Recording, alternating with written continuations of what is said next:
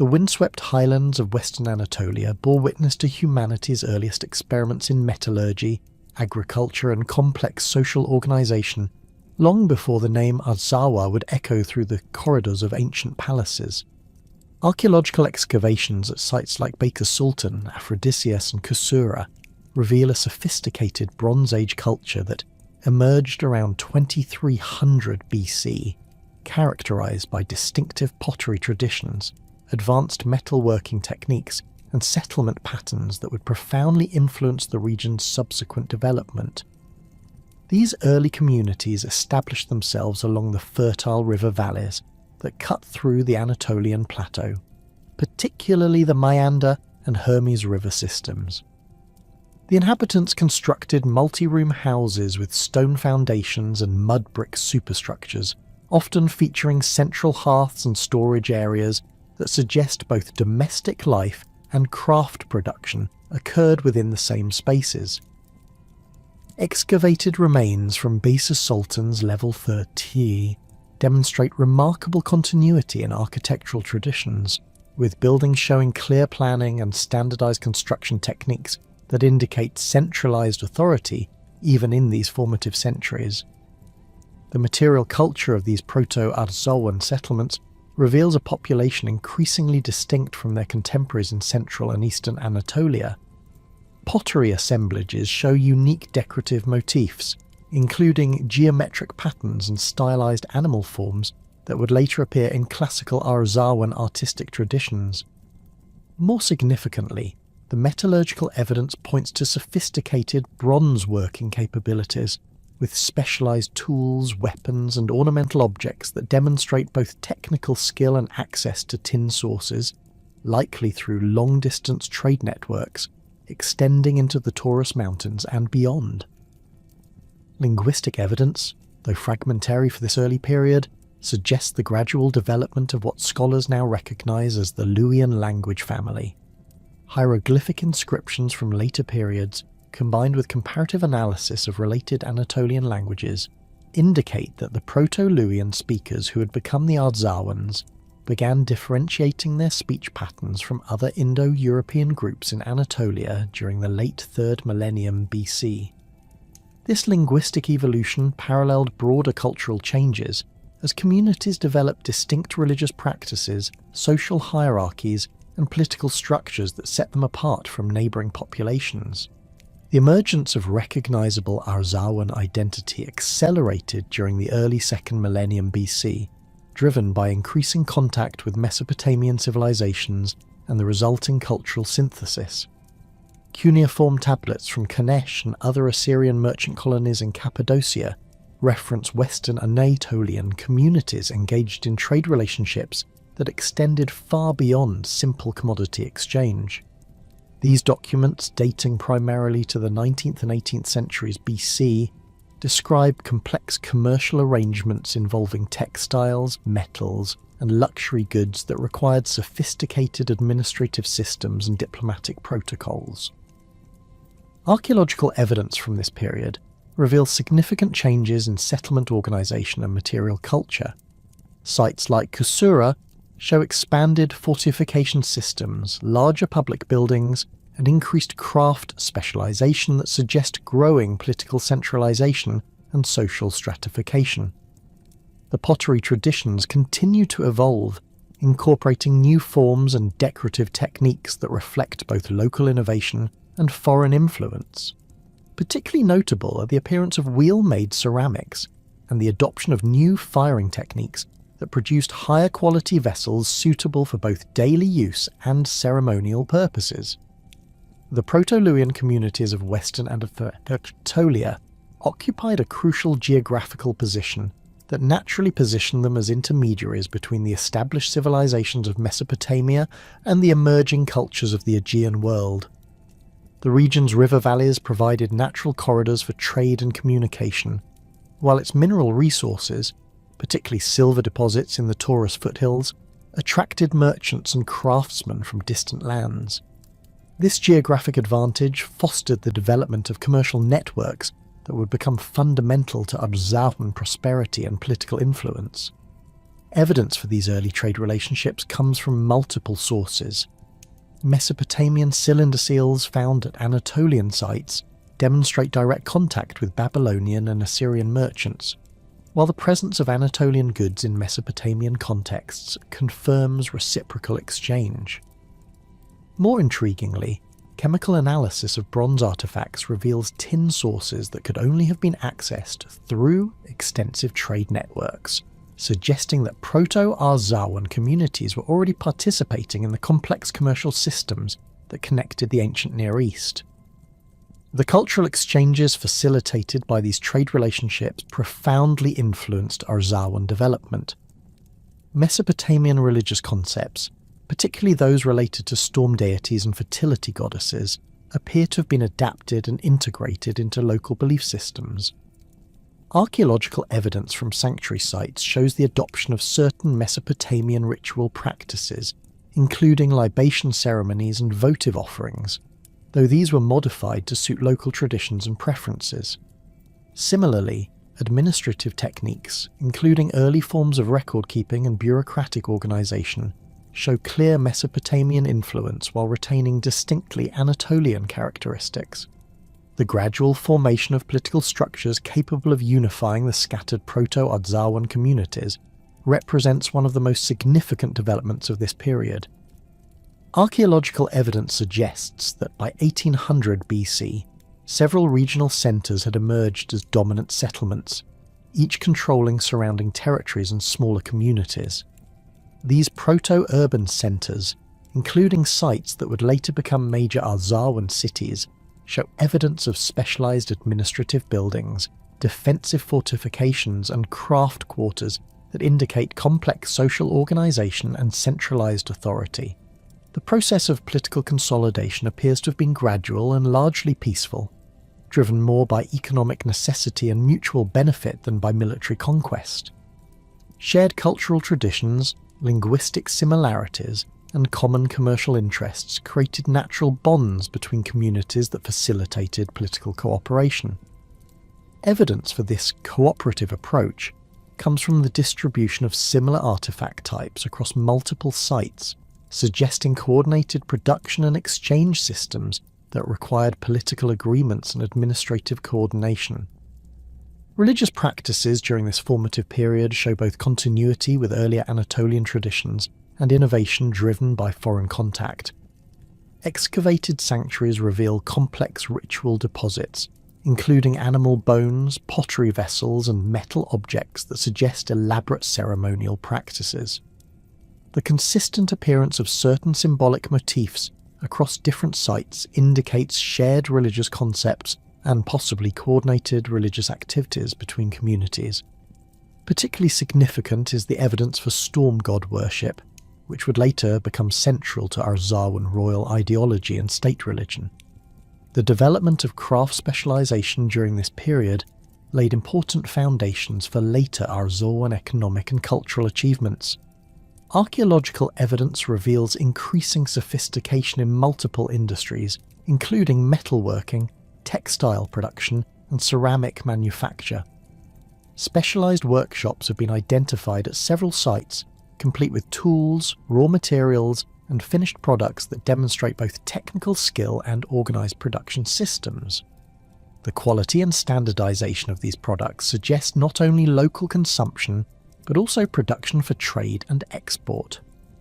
Textile production in particular appears to have been highly developed, with evidence for both wool and linen processing. Spindle whorls, loom weights, and textile tools found at multiple sites indicate widespread cloth production, while chemical analysis of preserved textile fragments reveals sophisticated dyeing techniques using both local and imported materials. This textile industry would later become one of Arzawa's most important economic assets and diplomatic tools. The social structures that emerged during this formative period show increasing complexity and stratification.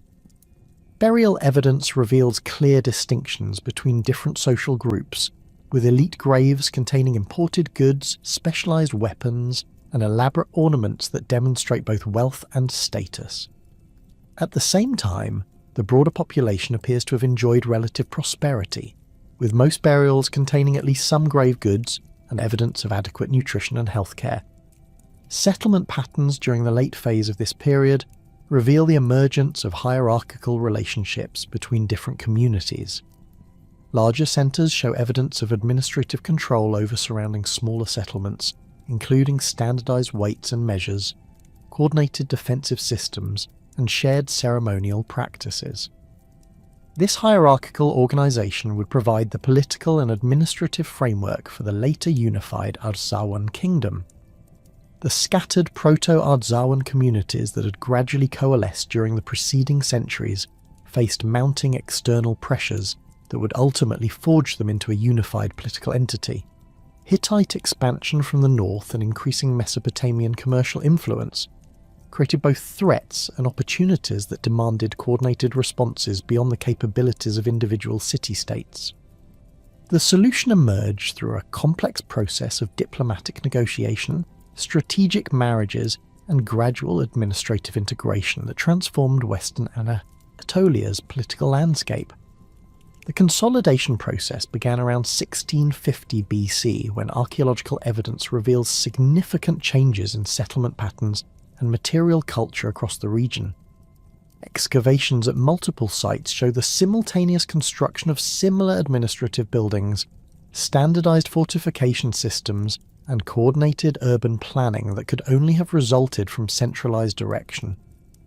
The most compelling evidence comes from Besa Sultan Level 4, where excavators uncovered a massive palace complex featuring administrative archives, ceremonial halls, and residential quarters arranged according to a sophisticated architectural program that appears at contemporary sites throughout Western Anatolia.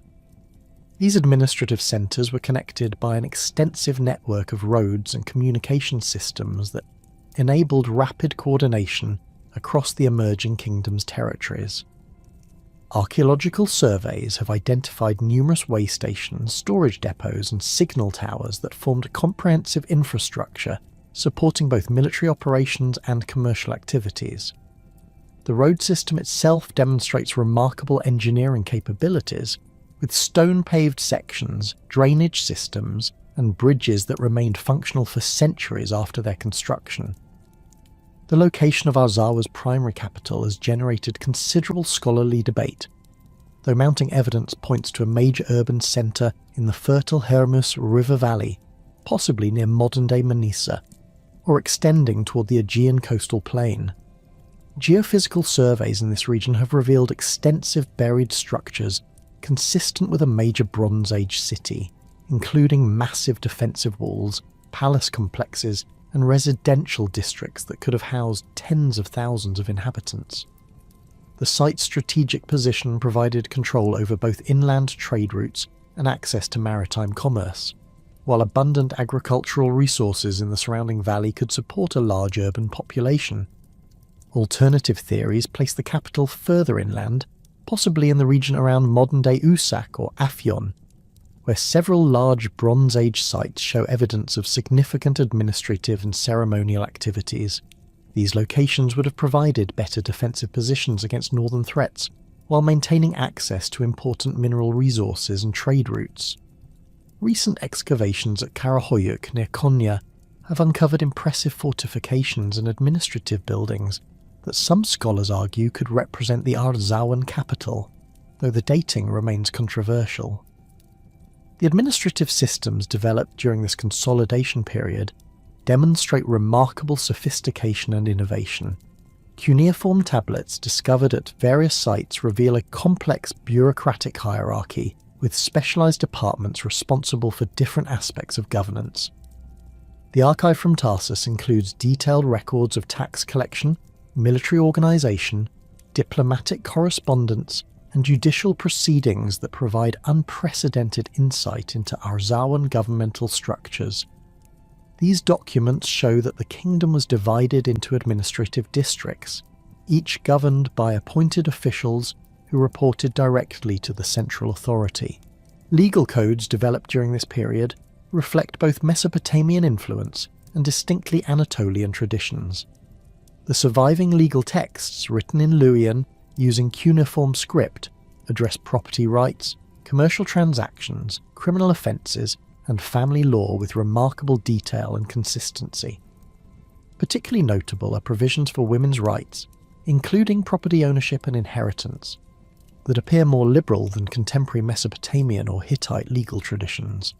The codes also established standardized weights, measures, and currency systems that facilitated trade throughout the kingdom and with foreign partners.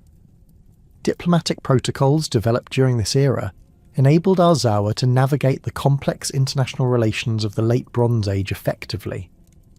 Surviving correspondence with Egyptian pharaohs, Mesopotamian rulers, and other Anatolian kingdoms reveals sophisticated diplomatic practices including treaty negotiations, marriage alliances, and commercial agreements.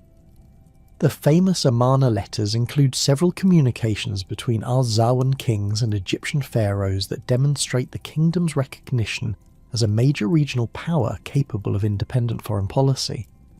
Military innovations during this period transformed Arzawa from a collection of city-states into a formidable regional power capable of projecting force across western Anatolia. Archaeological evidence reveals significant advances in metallurgy, particularly the production of bronze weapons and armour, using improved alloy compositions and manufacturing techniques. Weapon caches discovered at various sites include sophisticated spears, swords, and arrowheads that demonstrate both technical skill and standardized production methods, suggesting centralized military supply systems. The development of horse-drawn warfare represents one of Arzawa's most significant military innovations. Excavated remains of horse burials, chariot parts, and associated equipment indicate that Arzawan forces adopted and refined chariot warfare techniques that had proven effective in other regions. Training facilities identified through archaeological survey include circular tracks, obstacle courses, and specialized buildings that housed both horses and equipment. The kingdom's position provided access to excellent horse breeding territories in the inland valleys, while trade connections ensured access to the specialized knowledge and equipment necessary for effective chariot operations. Fortification systems constructed during this period reveal sophisticated defensive strategies adapted to local geographical conditions. The massive walls at Sardis, built during the early consolidation period, incorporate multiple defensive lines, sally ports, and integrated water systems that could sustain lengthy sieges. Similar fortifications at other major centres show coordinated defensive planning that suggests kingdom-wide military engineering standards and shared tactical doctrines. Expansion campaigns launched from these secure bases brought much of western Anatolia under direct Arzawan control through a combination of military conquest and diplomatic integration. Campaign records preserved in administrative archives describe coordinated operations involving multiple armies, extensive logistical support, and sophisticated intelligence gathering. The conquest of the Aegean coastal regions proceeded systematically, with Arzawan forces establishing fortified positions that controlled key harbours and trade routes while respecting local customs and administrative structures. Naval capabilities developed during these coastal campaigns enabled Arzawa to project power across the eastern Aegean and establish commercial relationships with island communities and mainland Greek settlements. Archaeological evidence from coastal sites includes harbour installations, shipyards, and naval equipment that demonstrate significant maritime capabilities. Underwater archaeology has revealed several Bronze Age shipwrecks carrying Arzawan goods, confirming the kingdom's active participation in Mediterranean trade networks. The integration of conquered territories proceeded through carefully designed policies that balanced central control with local autonomy. Administrative documents reveal a flexible system that allowed conquered communities to maintain traditional practices while accepting Arzawan oversight in military and diplomatic matters.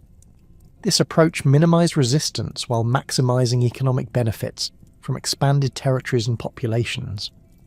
Cultural developments during this period of expansion and consolidation created distinctive artistic and architectural traditions that defined classical Arzawan civilization. Palace complexes constructed at major centres feature innovative architectural elements, including columned halls, ceremonial courtyards, and integrated water systems that demonstrate both aesthetic sophistication and practical functionality. The palace at Bisa Sultan includes elaborate wall paintings depicting religious ceremonies, hunting scenes, and mythological narratives that provide unique insights into Arzawan cultural values and artistic capabilities.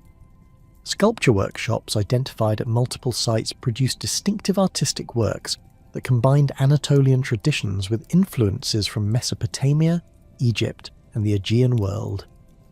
Relief carvings on building facades and freestanding sculptures demonstrate sophisticated carving techniques and complex iconographic programs that celebrated royal power, religious devotion, and cultural identity. The famous Arzawan Sphinx sculptures, discovered at several palace sites, show particular artistic innovation in their combination of traditional Near Eastern motifs with distinctly Anatolian stylistic elements. Pottery production during this period achieved new levels of sophistication and standardization. Specialized workshops produced high-quality ceramics for both domestic use and export, with distinctive forms and decorative schemes that became recognized throughout the Eastern Mediterranean as distinctly Arzawan products. Chemical analysis of pottery finds at sites across the region confirms the existence of centralized production centers that supplied standardized goods throughout the kingdom and beyond. Religious practices evolved during this period into complex ceremonial systems that reinforced royal authority while maintaining connections to traditional Anatolian spiritual traditions. Temple complexes constructed at major centers feature elaborate architectural programs designed to accommodate large-scale public ceremonies and private royal rituals. The Great Temple at Ephesus, though later rebuilt multiple times, appears to have originated during this period as a major Arzawan religious centre, dedicated to the storm god Tarhuns and associated deities. Religious art and iconography from this period reveal sophisticated theological concepts that integrated traditional Anatolian nature worship with more abstract divine concepts borrowed from Mesopotamian and Egyptian sources. Seal impressions and relief carvings show complex mythological scenes involving interactions between gods, kings, and natural forces that reflect both political ideology and genuine spiritual beliefs. The development of writing systems during this period enabled more sophisticated record-keeping and cultural expression. While Arzawan scribes continued to use cuneiform for administrative and diplomatic purposes, evidence suggests experimentation with hieroglyphic writing systems that may have influenced later Anatolian scripts. Literary texts preserved in palace archives include hymns, historical narratives, and legal precedents that demonstrate growing cultural sophistication and intellectual achievement.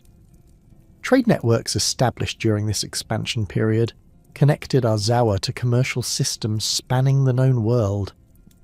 Archaeological evidence reveals Arzawan goods in contexts ranging from Mycenaean Greece to Mesopotamian cities, while foreign products found at Arzawan sites confirm reciprocal exchange relationships. The kingdom's strategic position enabled it to serve as a crucial intermediary between different cultural and economic zones, generating substantial wealth that funded further expansion and cultural development. Mining operations expanded significantly during this period to meet growing demands for metals, both domestically and for export. Archaeological surveys have identified numerous Bronze Age mining sites in the Taurus Mountains and other mineral-rich regions that show evidence of large-scale organised extraction activities. Smelting facilities and metalworking centres processed raw materials into finished goods that supplied both military needs and commercial exports. Agricultural innovations supported the growing urban populations and military forces that characterised this period of expansion. Irrigation systems, terraced farming, and improved crop varieties increased agricultural productivity, while specialised facilities processed and stored surplus production for redistribution. Administrative records detail complex systems for collecting, storing, and distributing agricultural products that sustained both urban centres and military campaigns. The prosperity and territorial expansion that had characterized Arzawa's golden age began encountering serious challenges as a new power consolidated its control over central Anatolia. The Hittite Empire, emerging from its capital at Hattusa, represented a fundamentally different approach to Anatolian politics than the loose confederations and city-state alliances that had previously dominated the region. Unlike the Arzawans, who had built their kingdom through gradual integration and diplomatic accommodation, the Hittites pursued aggressive military expansion backed by sophisticated administrative systems and an ideology of divine kingship that brooked no equals. Initial contact between the two kingdoms occurred through diplomatic channels around 1430 BC, when Hittite envoys arrived at the Arzawan court bearing proposals for commercial agreements and territorial demarcation. Cuneiform tablets discovered in palace archives record these early negotiations, revealing a complex dance of mutual recognition tempered by underlying territorial ambitions. The Hittite king Tutaliya approached Arzawa as a potential ally against common enemies, particularly the troublesome Kaska tribes who threatened both kingdoms' northern territories. These diplomatic overtures included offers of marriage alliances, shared military campaigns, and coordinated responses to Egyptian expansion in the Levant. Archaeological evidence from this period reveals significant changes in Arzawan military preparations and defensive strategies. Fortification systems at major centres underwent extensive modifications, with existing walls reinforced and new defensive works constructed according to updated military engineering principles. The fortress complex at Sardis received additional outer walls, improved gate systems, and specialised defensive installations designed to counter siege warfare techniques that had proven effective in Hittite campaigns elsewhere. Similar upgrades appeared simultaneously at other Arzawan strongholds, suggesting coordinated defensive planning in response to perceived Hittite threats.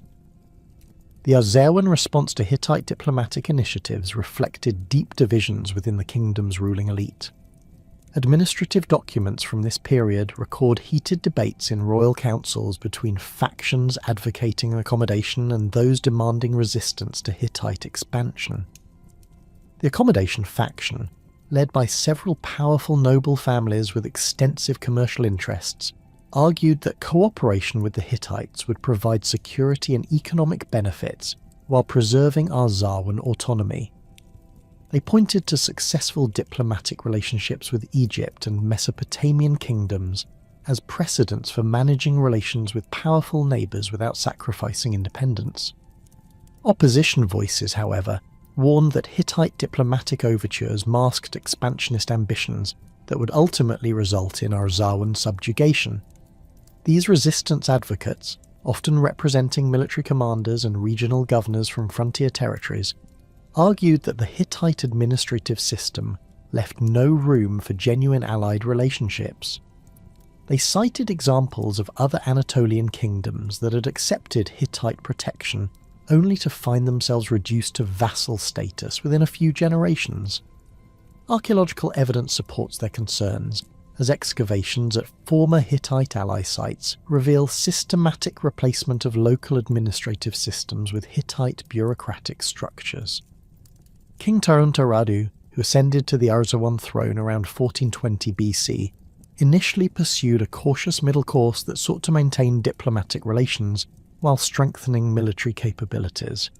His reign began with extensive military reforms that modernised Arzawan forces according to contemporary warfare standards.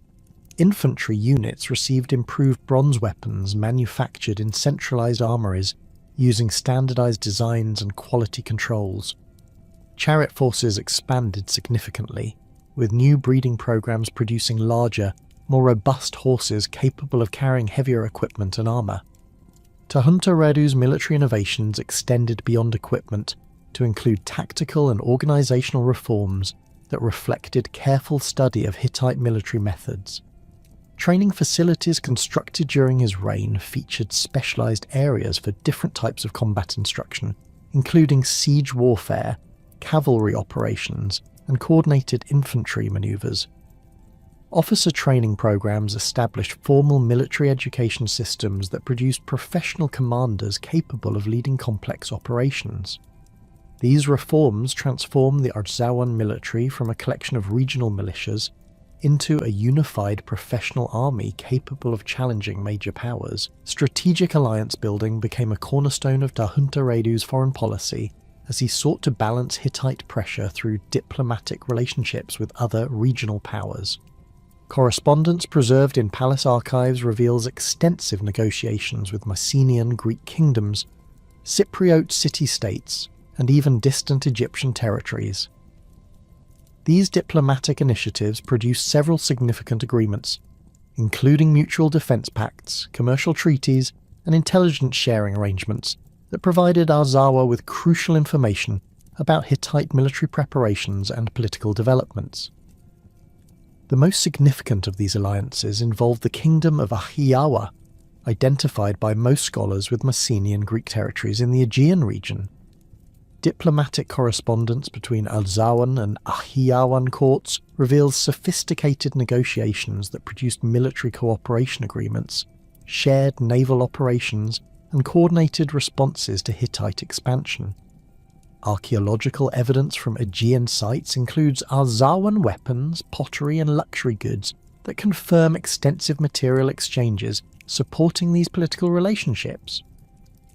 Border tensions escalated significantly around 1400 BC when competing territorial claims in the Seha Riverland created the first serious military confrontations between Arzawan and Hittite forces. The Seha Riverland, encompassing the fertile valleys of northwestern Anatolia, represented crucial strategic territory that controlled access routes between central Anatolia and the Aegean coast. Both kingdoms claimed historical rights to the region based on previous conquests and administrative arrangements, but the area's strategic importance made compromise impossible. Initial skirmishes involved relatively small forces conducting raids and counter-raids designed to establish territorial control without triggering full-scale warfare. Arzawan forces, operating from fortified positions established during earlier expansion campaigns, conducted systematic attacks against Hittite settlements and military installations. These operations targeted supply lines, communication networks, and administrative centres rather than engaging in direct confrontations with major Hittite armies. Archaeological evidence from affected sites reveals extensive destruction layers dating to this period, with burned buildings, scattered weapons, and hasty repairs indicating the intensity of these border conflicts. Hittite responses demonstrated their superior organisational capabilities and military resources. Rather than matching Arzawan raiding tactics, Hittite commanders launched coordinated campaigns designed to capture and hold strategic positions. Their forces constructed fortified camps at crucial crossroads and river crossings, establishing permanent military presence that gradually restricted Arzawan movement and supply operations.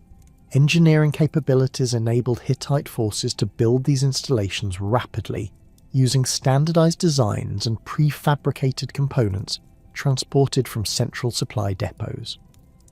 The proxy warfare that characterized much of this conflict involved both kingdoms supporting local allies and client states in contested territories. Arzawan diplomats provided weapons, training, and financial support to tribal groups and minor kingdoms that opposed Hittite expansion, while Hittite agents worked to undermine Arzawan influence through similar means. Archaeological evidence from smaller settlements in contested regions reveals mixed material cultures reflecting these competing influences, with Arzawan and Hittite artifacts appearing in the same contexts as local populations navigated between rival powers. Intelligence operations became increasingly sophisticated as both kingdoms sought advantages through information gathering and political manipulation.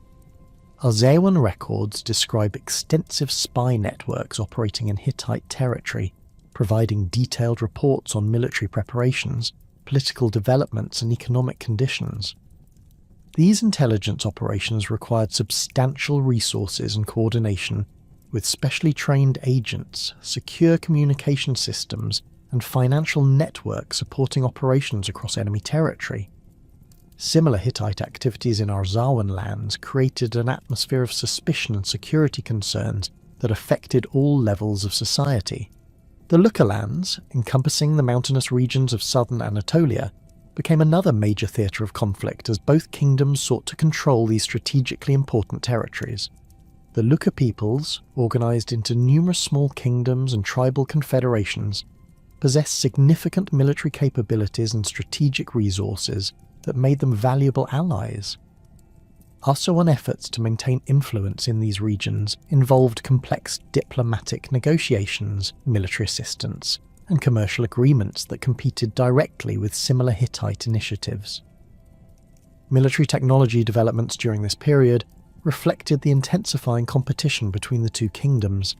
Arzawan metalworkers produced increasingly sophisticated weapons and armour, with improved alloy compositions, better manufacturing techniques, and innovative designs that provided tactical advantages in specific combat situations. Siege warfare equipment received particular attention, with engineers developing specialised catapults, battering rams, and scaling devices designed to overcome improved fortification systems. Archaeological excavations at military production sites reveal extensive workshops, raw material stockpiles, and finished weapon caches that demonstrate the scale of military preparation. Naval warfare emerged as a new dimension of conflict as both kingdoms sought to control maritime trade routes and coastal territories. Arzawan naval forces, building on earlier commercial maritime experience, developed specialised warships capable of conducting military operations against Hittite coastal positions and allied territories. These vessels, larger and more heavily armed than commercial ships, featured reinforced hulls, specialised weapons platforms, and crew accommodations designed for extended military campaigns. Harbour installations at major Arzawan ports received defensive upgrades including chain barriers, fortified docks, and coastal artillery positions. Internal political pressures intensified as the prolonged conflict strained Arzawan resources and tested national unity. Administrative records reveal growing tensions between different regions and social groups over military service obligations, taxation levels, and resource allocation priorities. Urban populations, particularly merchants and craftsmen dependent on peaceful trade relationships, increasingly questioned military policies that disrupted commercial activities and threatened economic prosperity. Rural communities faced different challenges as military recruitment and agricultural requisitions reduced available labour and resources for farming activities. Religious and ideological dimensions of the conflict became increasingly prominent as both kingdoms sought divine justification for their territorial claims and military actions. Arzawan royal inscriptions from this period emphasise the kingdom's role as defender of traditional Anatolian religious practices against foreign influences, while Hittite propaganda portrayed their expansion as divinely mandated unification of Anatolian peoples under legitimate authority. Temple complexes in both kingdoms received substantial investments in construction and ritual activities designed to demonstrate divine favour and support for royal policies. Diplomatic initiatives continued throughout this period of military conflict, as both sides recognised the costs and risks of prolonged warfare. Negotiation attempts involved complex proposals for territorial division, tribute arrangements, and mutual recognition agreements that might have resolved competing claims without further military action. These diplomatic efforts failed primarily because fundamental disagreements about political organisation and territorial sovereignty proved impossible to reconcile through compromise. The Hittite conception of unified imperial authority conflicted irreconcilably with Arzawan traditions of autonomous regional governance and confederated political structures. Economic warfare became an increasingly important aspect of the conflict as both kingdoms sought to undermine their opponent's resource base and military capabilities. Arzawan efforts to disrupt Hittite trade routes included naval operations against merchant shipping, diplomatic pressure on trading partners, and support for rebellious territories that controlled crucial commercial networks. Hittite responses involved similar economic pressure tactics, combined with military operations designed to capture Arzawan commercial centres and productive territories. The prolonged nature of these conflicts gradually transformed both kingdoms' political and social structures. Military demands required expanded administrative systems, increased taxation, and greater central control over regional resources and populations. These changes strengthened royal authority, while reducing traditional noble privileges and local autonomy. Archaeological evidence reveals growing standardization in material culture, administrative practices, and settlement organization that reflects increasing centralization driven by military necessities. The death of Suppiluliuma I in 1344 BC created a succession crisis within the Hittite Empire that King Tahunta Radu of Arzawa viewed as an unprecedented opportunity to reverse decades of territorial losses and restore his kingdom's regional dominance. The new Hittite king, Masili II, faced immediate challenges from multiple directions as rebellious vassals throughout Anatolia and Syria sensed weakness in the imperial centre. Kaska tribes launched devastating raids against northern Hittite territories, while Egyptian forces pressed their advantage in the Levant. Within this context of imperial crisis, Tahunta Radu made the fateful decision to break the uneasy peace that had characterised the final years of his predecessor's reign and launch a comprehensive campaign to reclaim Arzawan territories lost during previous conflicts. The catalyst for full-scale war emerged from a complex dispute over succession rights in the Seha Riverland, where a local ruler's death without clear heirs created competing claims that both kingdoms sought to exploit. Arzawan forces moved swiftly to install their preferred candidate, a minor noble with distant family connections to the deceased ruler, but strong ties to Arzawan commercial interests. Simultaneously, Hittite administrators arrived with their own claimant, backed by legal documents asserting imperial authority over succession matters in vassal territories.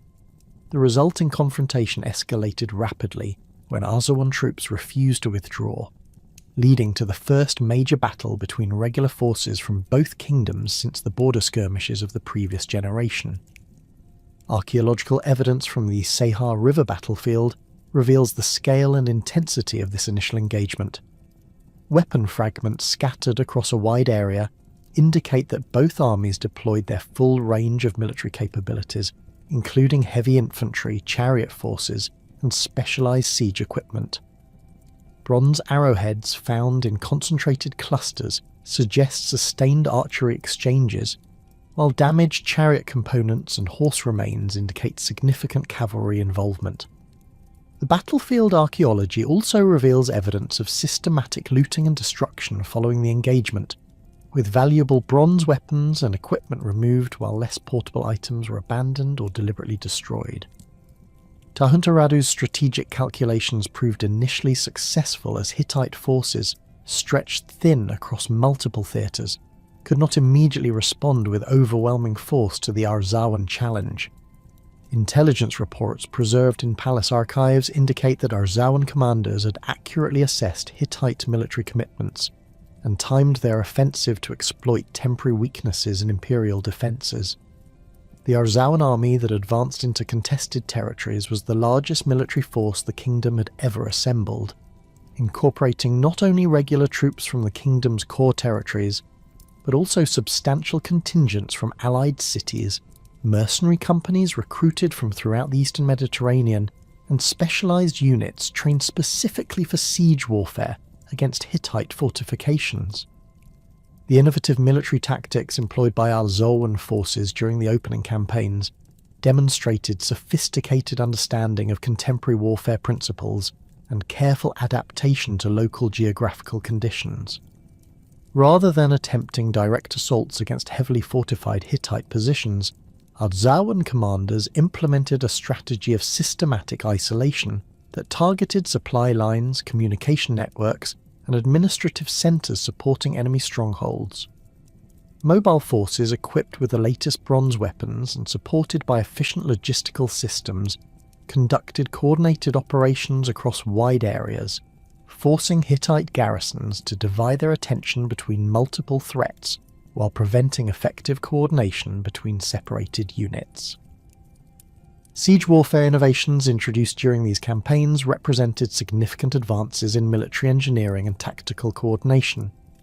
Arzawan engineers developed portable siege towers constructed from standardized components that could be rapidly assembled at target locations, providing protected platforms for archers and assault troops while enabling more effective attacks against defensive walls. Battering ram designs incorporated bronze-reinforced heads and improved suspension systems that increased striking power while reducing vulnerability to defensive countermeasures.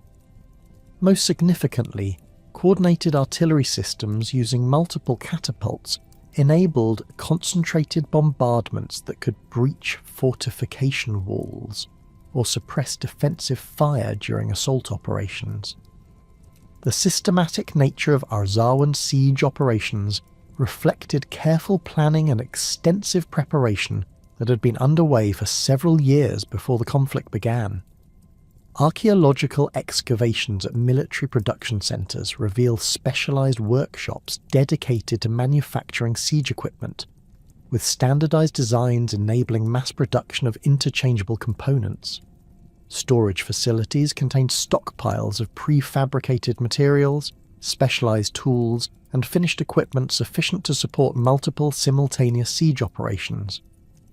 Training facilities included full-scale mock-ups of typical Hittite fortifications, where assault troops practiced coordinated attacks using actual siege equipment under realistic conditions. Mursili II's initial response to the Arzawan offensive demonstrated both the strengths and limitations of Hittite military organisation. The imperial system's emphasis on centralised command and standardised procedures enabled rapid mobilisation of substantial forces from distant territories, but the same organisational structure created delays in decision-making and reduced flexibility in responding to unexpected tactical situations. Hittite forces that eventually confronted the Arzawan advance were well equipped and professionally trained, but their commanders operated under rigid tactical doctrines that proved inadequate against Arzawan innovations and local geographical challenges. The first major confrontation between the full armies of both kingdoms occurred near the strategic city of Apasa, where Hittite forces attempted to relieve a besieged garrison, while Arzawan troops sought to complete their conquest of this crucial coastal stronghold. The battle demonstrated the tactical evolution that had occurred in both armies since their previous major engagement decades earlier. Hittite forces deployed in traditional formations, emphasizing heavy infantry supported by chariot units, while Arzawan commanders experimented with more flexible arrangements that integrated different unit types and combined arms formations designed to exploit specific tactical opportunities. Chariot warfare during this engagement revealed significant technological and tactical innovations on both sides. Arzawan chariots featured improved designs with larger wheels, reinforced axles, and enhanced armour protection that enabled more aggressive tactical employment while reducing vulnerability to enemy weapons. Crew training emphasised coordination between driver and warrior that enabled complex manoeuvres including rapid deployment, sustained archery fire, and coordinated charges that could break enemy formations. Hittite chariot forces maintained their traditional emphasis on shock action and individual combat prowess, but their tactical doctrine proved less effective against Arzawan defensive arrangements that included specialised anti-chariot weapons and coordinated infantry support. Infantry combat during the Apasa campaign demonstrated the continuing importance of traditional weapons and tactics, despite technological innovations in other areas. Archaeological evidence from battlefield sites reveals extensive use of bronze-tipped spears, reinforced shields, and improved body armour that provided enhanced protection while maintaining mobility necessary for complex battlefield manoeuvres. Close combat techniques emphasised formation fighting that required extensive training and discipline, with individual skill less important than unit cohesion and coordinated tactical movements. Medical evidence from skeletal remains indicates that combat injuries were severe and often fatal, with weapons capable of penetrating contemporary armour and causing devastating wounds. The Siege of Apisa itself became a testing ground for military engineering innovations, as both sides employed increasingly sophisticated techniques to gain tactical advantages. Arzawan siege works included multiple parallel trenches, reinforced artillery positions, and underground tunnelling operations designed to undermine defensive walls. Counter-siege measures implemented by the Hittite garrison featured sally port attacks, defensive artillery, and engineering operations intended to disrupt enemy siege works. The prolonged nature of the siege enabled both sides to experiment with new techniques and equipment, creating an evolutionary process that rapidly advanced siege warfare capabilities. Naval operations during the coastal campaigns introduced maritime warfare as a significant factor in the broader conflict. Arzawan naval forces, operating from secure bases in friendly territories, conducted systematic attacks against Hittite coastal positions while providing logistical support for land-based operations. These naval units featured specialised warships equipped with bronze-reinforced rams, artillery platforms, and troop transport capabilities that enabled amphibious operations against enemy coastal fortifications. Hittite responses included construction of coastal defence installations, development of their own naval capabilities, and diplomatic efforts to secure Allied naval support from other maritime powers. The devastating effectiveness of Arzawan military innovations became apparent as Hittite strongholds throughout western Anatolia fell to systematic siege operations that combined tactical innovation with overwhelming numerical superiority. Archaeological evidence from conquered sites reveals extensive destruction layers indicating thorough demolition of defensive installations, administrative buildings, and military facilities. Population displacement appears to have been systematic, with entire communities relocated to prevent future resistance, while their territories were integrated into Arzawan administrative systems. This systematic approach to conquest reflected careful planning and substantial administrative capabilities that enabled effective occupation and control of captured territories. Intelligence operations played crucial roles in Arzawan military successes during the early phases of the war.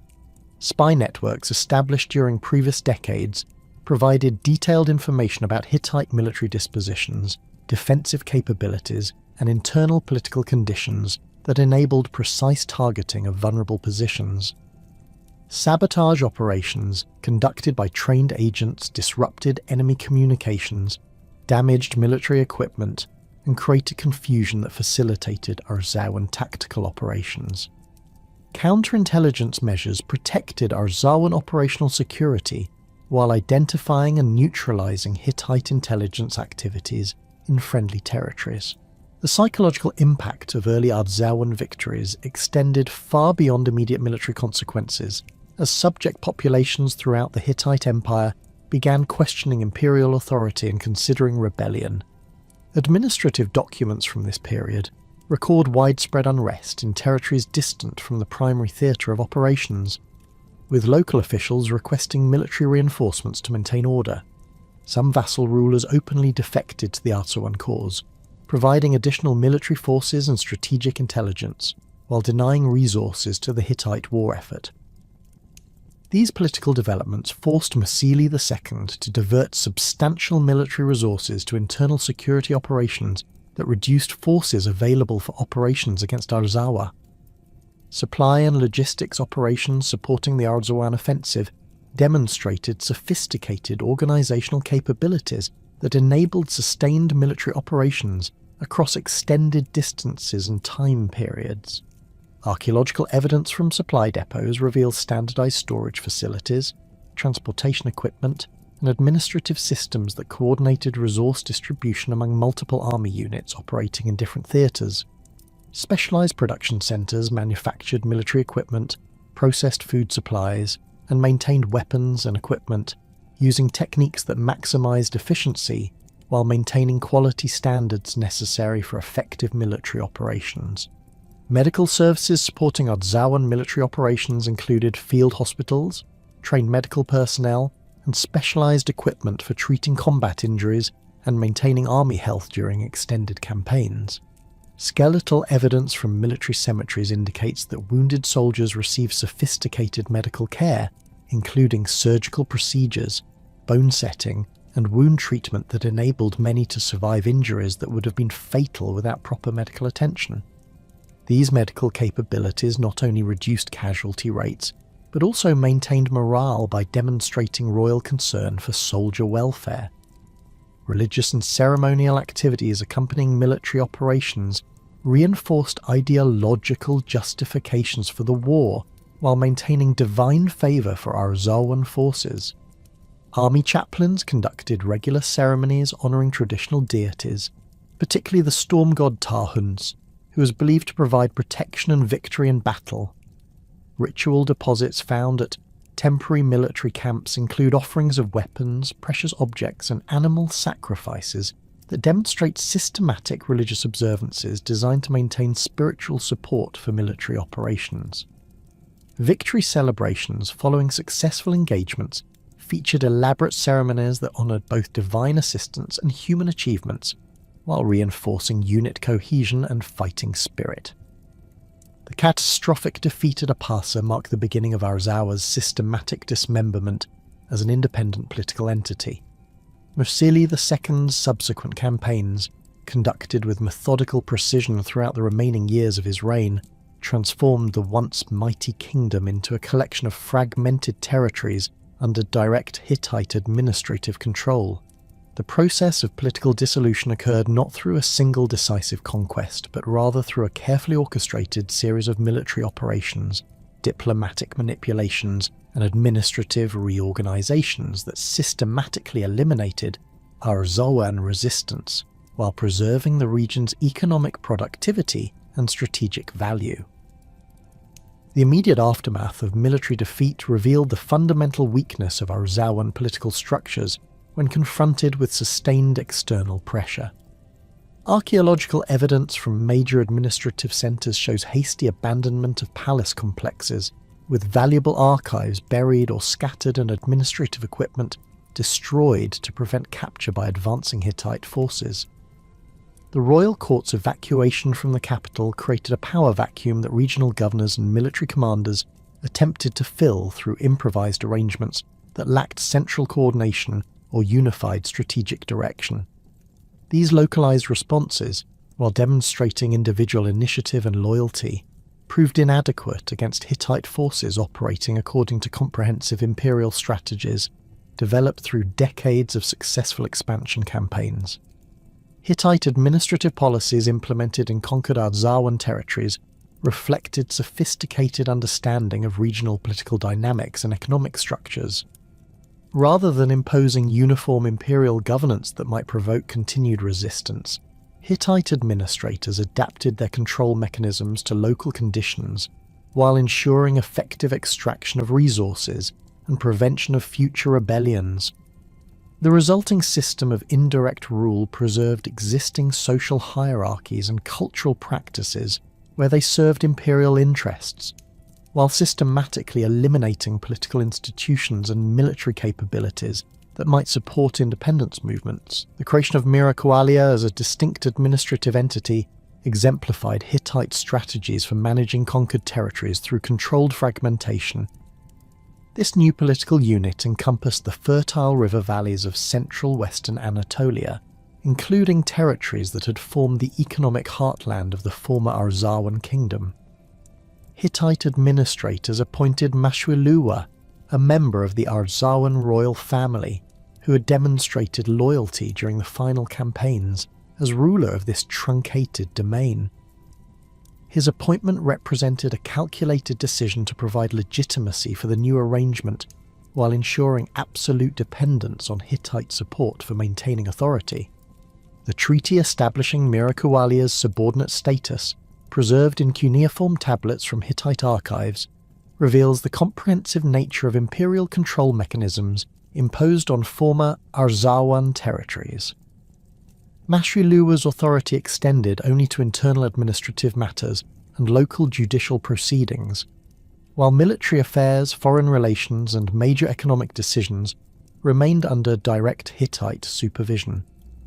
Annual tribute obligations included substantial quantities of silver, textiles, livestock, and manufactured goods that represented systematic extraction of regional wealth for imperial purposes. Military service requirements obligated Mirakualia to provide troops for Hittite campaigns, while prohibiting maintenance of independent military forces capable of challenging imperial authority. Archaeological evidence from Mirakualia's administrative centres reveals significant changes in material culture and settlement organisation following the imposition of Hittite control. Palace complexes underwent systematic modifications that eliminated defensive capabilities while enhancing ceremonial and administrative functions appropriate for a vassal ruler.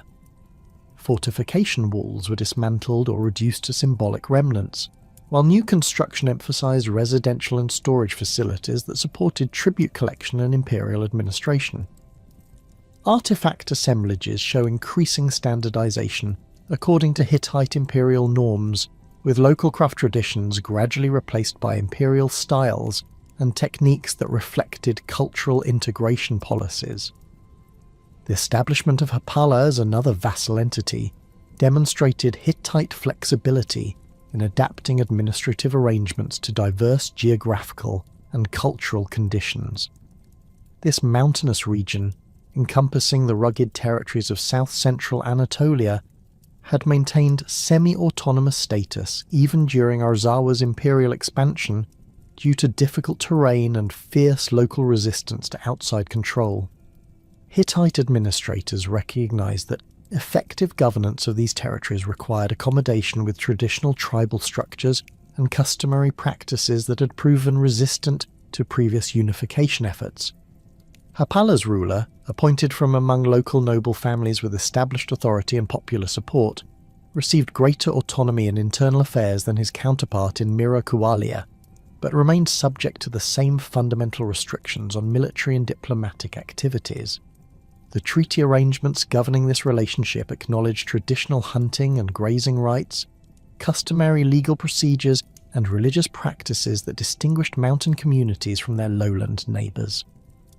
These concessions reflected pragmatic recognition that excessive interference with established customs might provoke rebellions that would require costly military interventions to suppress.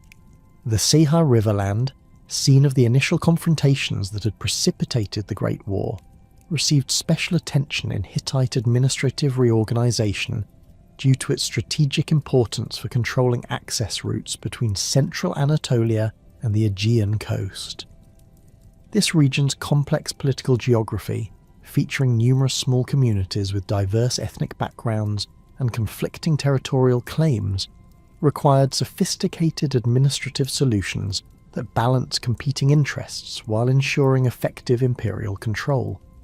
Hittite administrators implemented a system of multiple overlapping jurisdictions that prevented any single local authority from accumulating sufficient power to challenge imperial oversight. The appointment of vassal rulers in the Seha Riverland involved careful selection of individuals who possessed sufficient local credibility to maintain order while lacking independent power bases that might support future rebellions. These administrators, typically drawn from minor noble families with limited territorial holdings, received their authority directly from Hittite imperial officials and remained dependent on imperial support for maintaining their positions. Their administrative responsibilities focused primarily on tribute collection, population registration, and maintenance of transportation infrastructure that supported imperial communication and military movements. Economic reorganisation throughout the former Arzawan territories proceeded according to systematic policies designed to integrate regional resources into the broader Hittite imperial economy, while preventing the accumulation of wealth and military capabilities that might support independence movements. Traditional craft production centres underwent significant modifications as imperial administrators imposed new quality standards, production quotas, and distribution arrangements that served imperial rather than local interests. Textile manufacturing, which had been one of Arzawa's most profitable export industries, was systematically reorganized to supply imperial courts and military forces while reducing production of luxury goods for independent commercial networks. Mining operations in the mineral-rich regions of the Taurus Mountains received particular attention from Hittite administrators who recognized the strategic importance of controlling metal production for maintaining military superiority throughout Anatolia. Archaeological evidence from mining sites reveals extensive modifications to extraction and processing facilities, with new equipment, expanded workforce housing, and improved transportation systems that increase production while ensuring imperial control over valuable resources. Specialized administrative personnel supervised all aspects of mining operations, from workforce recruitment and training to final distribution of processed metals to imperial armories and commercial networks. Agricultural reorganization emphasized increased production of specific crops that served imperial needs, while reducing regional self-sufficiency that might support future rebellions. Large estates producing grain, olives, and wine for imperial consumption replaced smaller farms that had provided diverse crops for local communities. This transformation required substantial population relocations, as traditional farming communities were disrupted and reformed according to imperial agricultural policies. Administrative documents record systematic programs for redistributing landholdings, relocating populations, and establishing new settlement patterns that maximized agricultural productivity while minimizing political autonomy. The tribute system imposed on vassal territories represented one of the most sophisticated aspects of Hittite imperial administration, combining systematic resource extraction with political control mechanisms that reinforced imperial authority while providing incentives for local cooperation.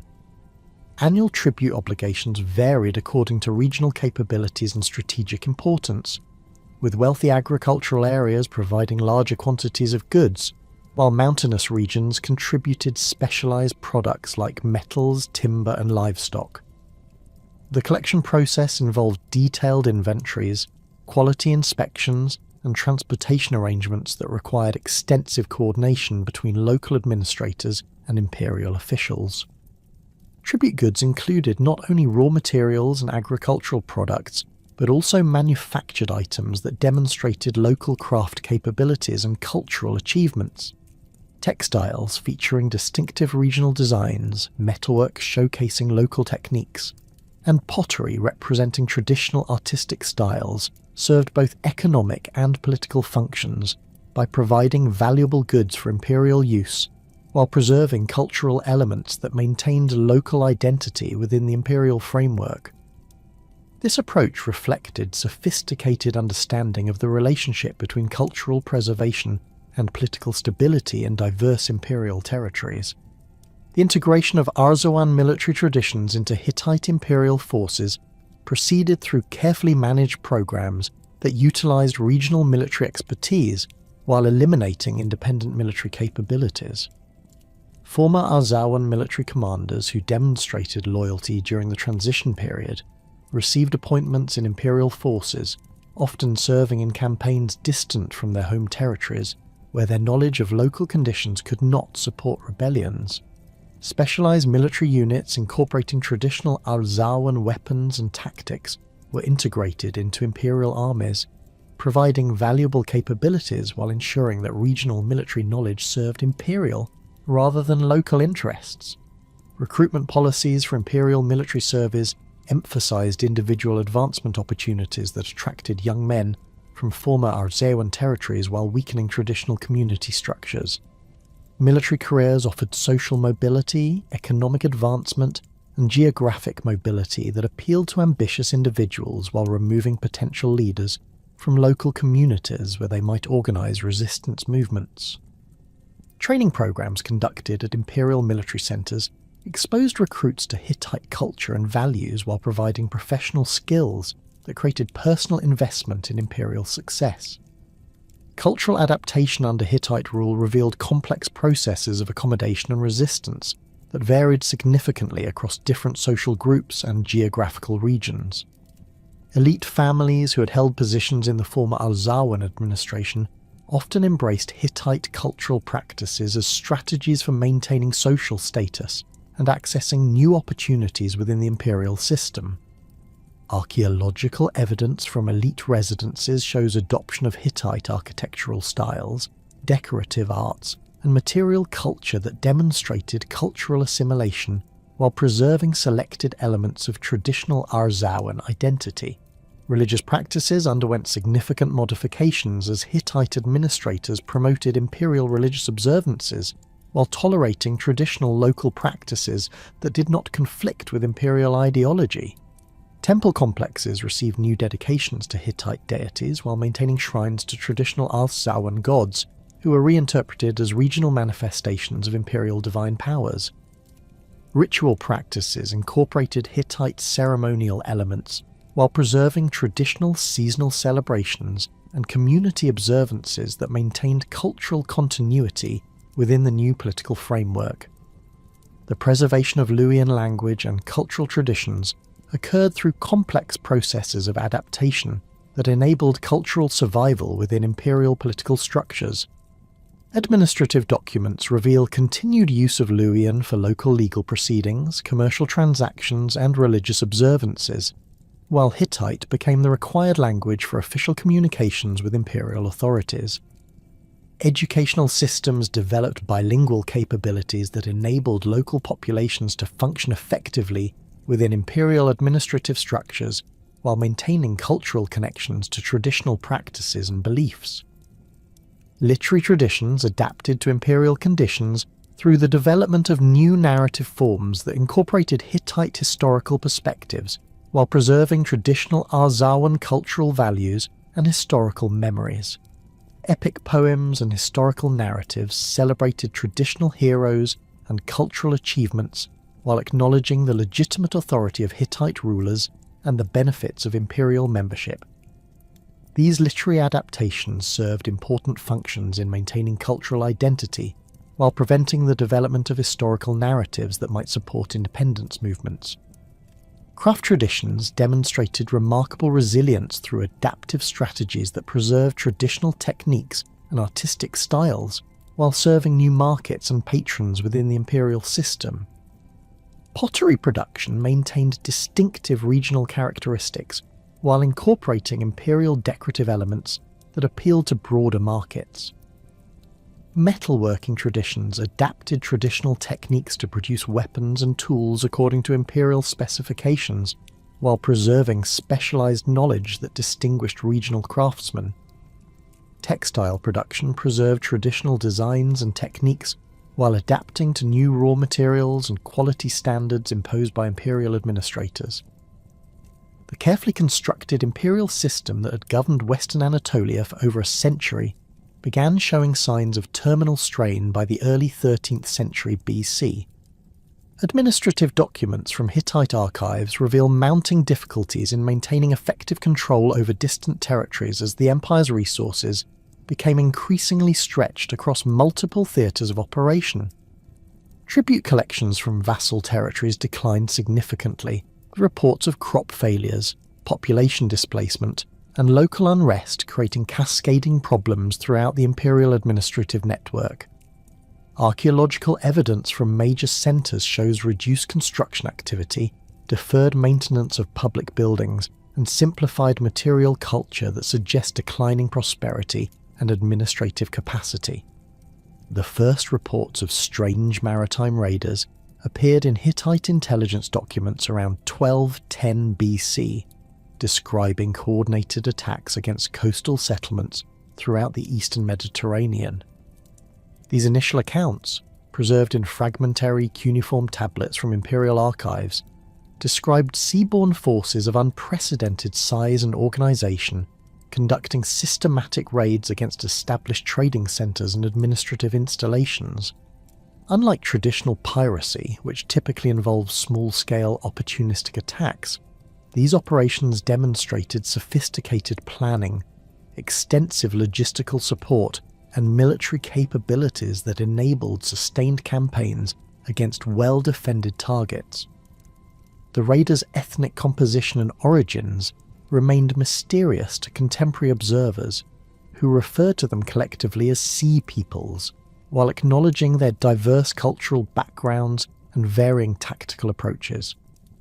Archaeological evidence from destroyed coastal sites reveals weapon types and pottery styles that suggest origins throughout the Aegean world, including regions that had maintained commercial and diplomatic relationships with both Hittite and former Arzawan territories. The scale of destruction at these sites indicates forces far larger than typical raiding parties, with evidence of systematic demolition, population evacuation, and resource extraction that suggests organised military campaigns rather than spontaneous violence. Coastal settlements throughout western Anatolia faced immediate threats as Sea People's fleets appeared offshore, conducting reconnaissance operations that preceded major assault landings. The fortified harbour at Milawata, which had served as a crucial link between Hittite territories and Aegean commercial networks, suffered devastating attacks that destroyed port facilities, warehouse complexes, and administrative buildings. Archaeological excavations reveal thick destruction layers containing burned timber, collapsed stone walls, and scattered artifacts that indicate rapid abandonment followed by systematic looting. The harbour's strategic importance made its loss particularly damaging to imperial communications and supply networks that depended on maritime transportation. The response of local Hittite administrators to these maritime threats revealed fundamental weaknesses in imperial defensive capabilities. Coastal fortifications had been designed primarily to control local populations and deter small-scale raids, rather than repel major amphibious assaults conducted by well-equipped professional forces. Many defensive installations lacked adequate artillery, had insufficient garrison forces, and possessed limited supplies for sustaining prolonged sieges. Communication systems that connected coastal positions to interior administrative centres proved inadequate for coordinating rapid responses to multiple simultaneous threats across extended geographical areas. Mashuiluwa of Mirakualia found his truncated domain facing unprecedented challenges as Sea People's forces penetrated inland river valleys that had previously provided security from maritime threats. His limited military resources, constrained by treaty obligations that prohibited maintaining substantial armed forces, proved completely inadequate for defending the extensive territories under his nominal control. Administrative correspondence from this period reveals desperate requests for imperial military assistance, combined with increasingly urgent reports of population displacement, agricultural disruption, and administrative breakdown as traditional governance structures collapsed under external pressure. The systematic nature of Sea People's operations became apparent as their forces demonstrated detailed knowledge of local geography, political structures, and economic resources that enabled precisely targeted attacks against crucial infrastructure. Rather than conducting random destructive raids, these forces systematically eliminated administrative centres, destroyed communication networks, and captured strategic positions that controlled transportation routes and resource production. This operational sophistication suggested extensive intelligence gathering and careful planning that required substantial organisational capabilities and long-term strategic thinking. Archaeological evidence from inland sites reveals that Sea People's forces adapted their tactics effectively to different geographical and defensive conditions encountered as they moved away from coastal areas. River valley settlements faced coordinated attacks that combined waterborne assault forces with land-based units that surrounded defensive positions and prevented organised resistance. Mountain communities encountered specialised forces equipped for operations in difficult terrain, with evidence of systematic destruction of defensive installations and storage facilities that eliminated local resistance capabilities while preserving valuable resources for extraction. The collapse of established trade networks created cascading economic disruptions that affected communities throughout western Anatolia, regardless of their direct exposure to Sea People's attacks. Commercial centres that had depended on predictable transportation routes and secure storage facilities found themselves unable to maintain normal business operations as traditional partners disappeared and established supply chains disintegrated. Archaeological evidence from trading posts and warehouse complexes shows hasty abandonment, with valuable goods left behind and facilities destroyed to prevent their use by hostile forces.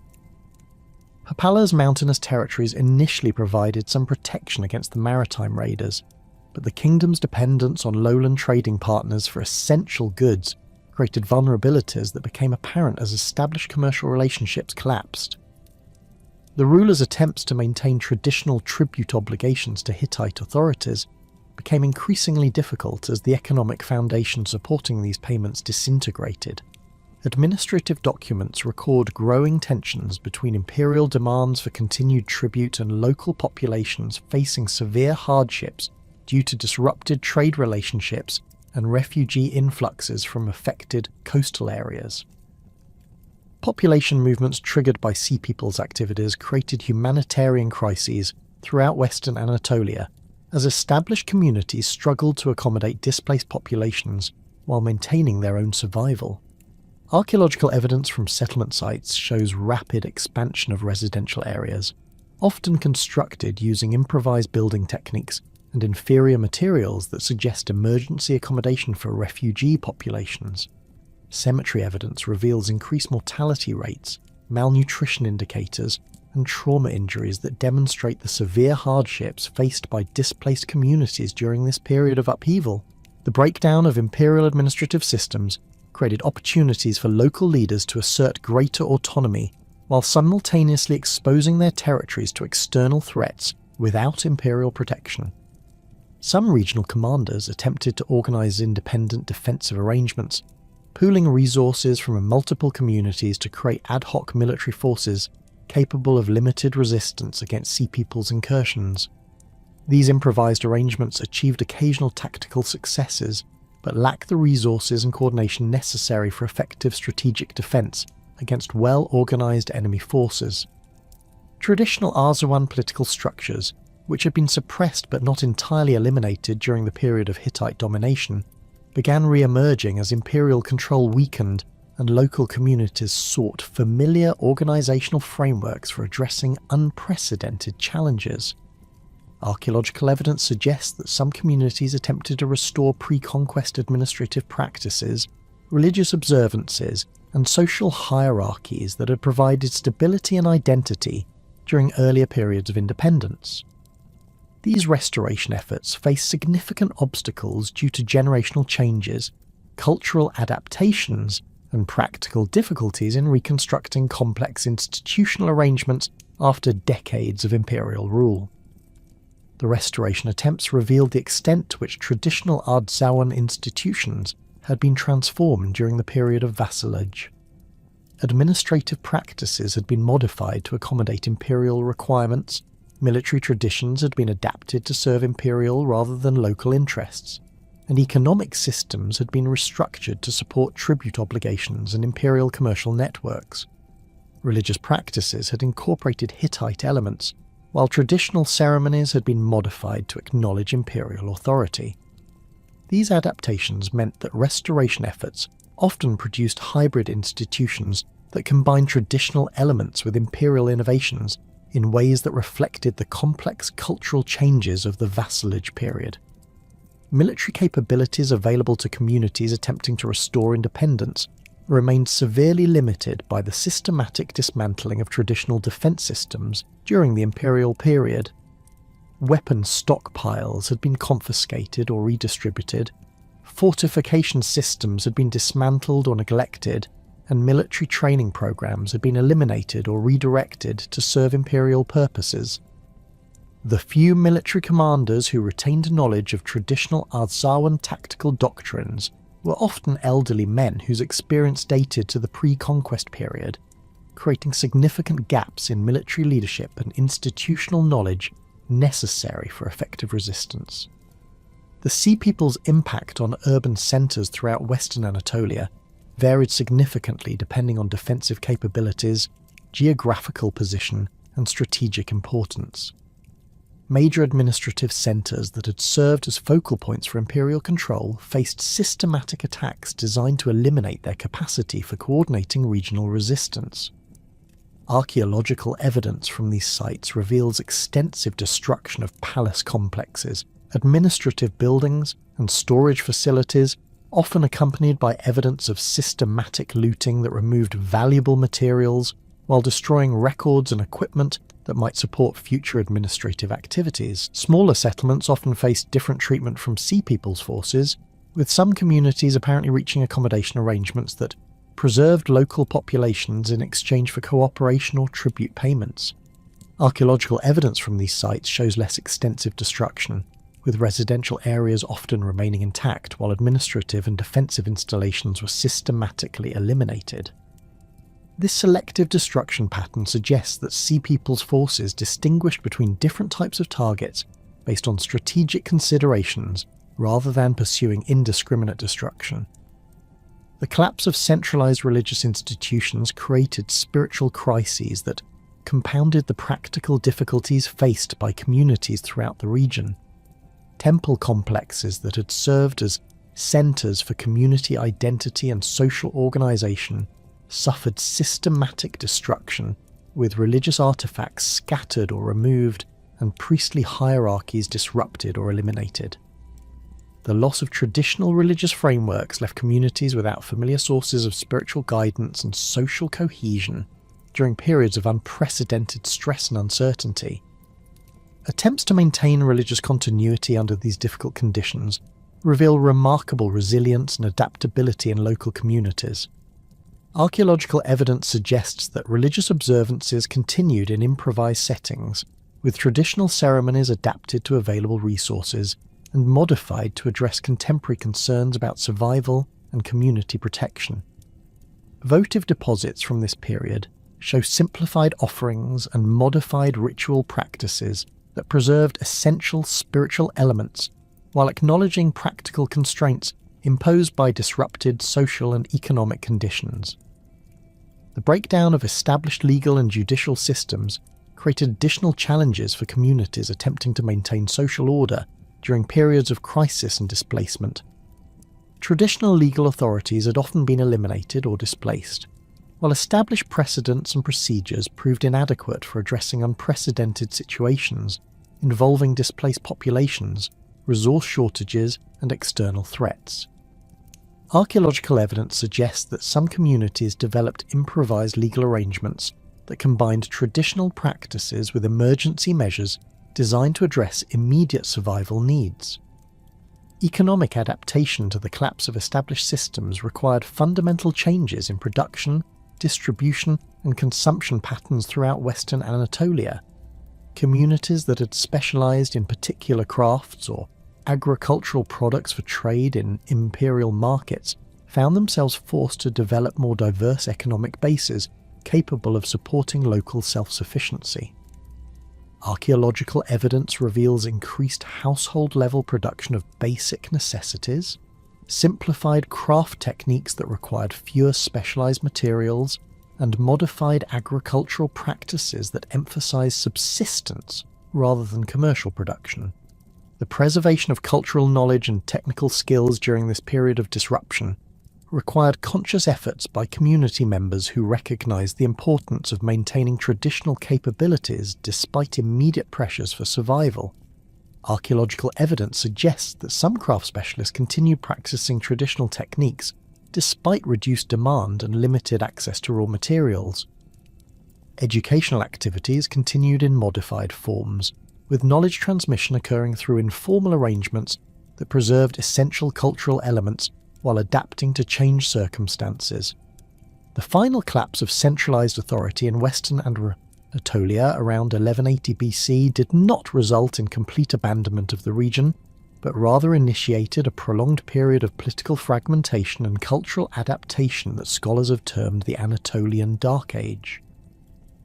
Archaeological investigations at sites throughout the former Arzawan territories reveal a complex pattern of continuity and transformation as surviving communities developed new organizational structures while maintaining essential elements of their cultural identity. The material evidence from this poorly documented period demonstrates that while the grand political structures of the Late Bronze Age had indeed collapsed, the underlying population remained and gradually evolved new forms of social and economic organization adapted to change circumstances. Excavations at Besa Sultan reveal significant changes in settlement organisation following the destruction layers associated with the Sea Peoples period.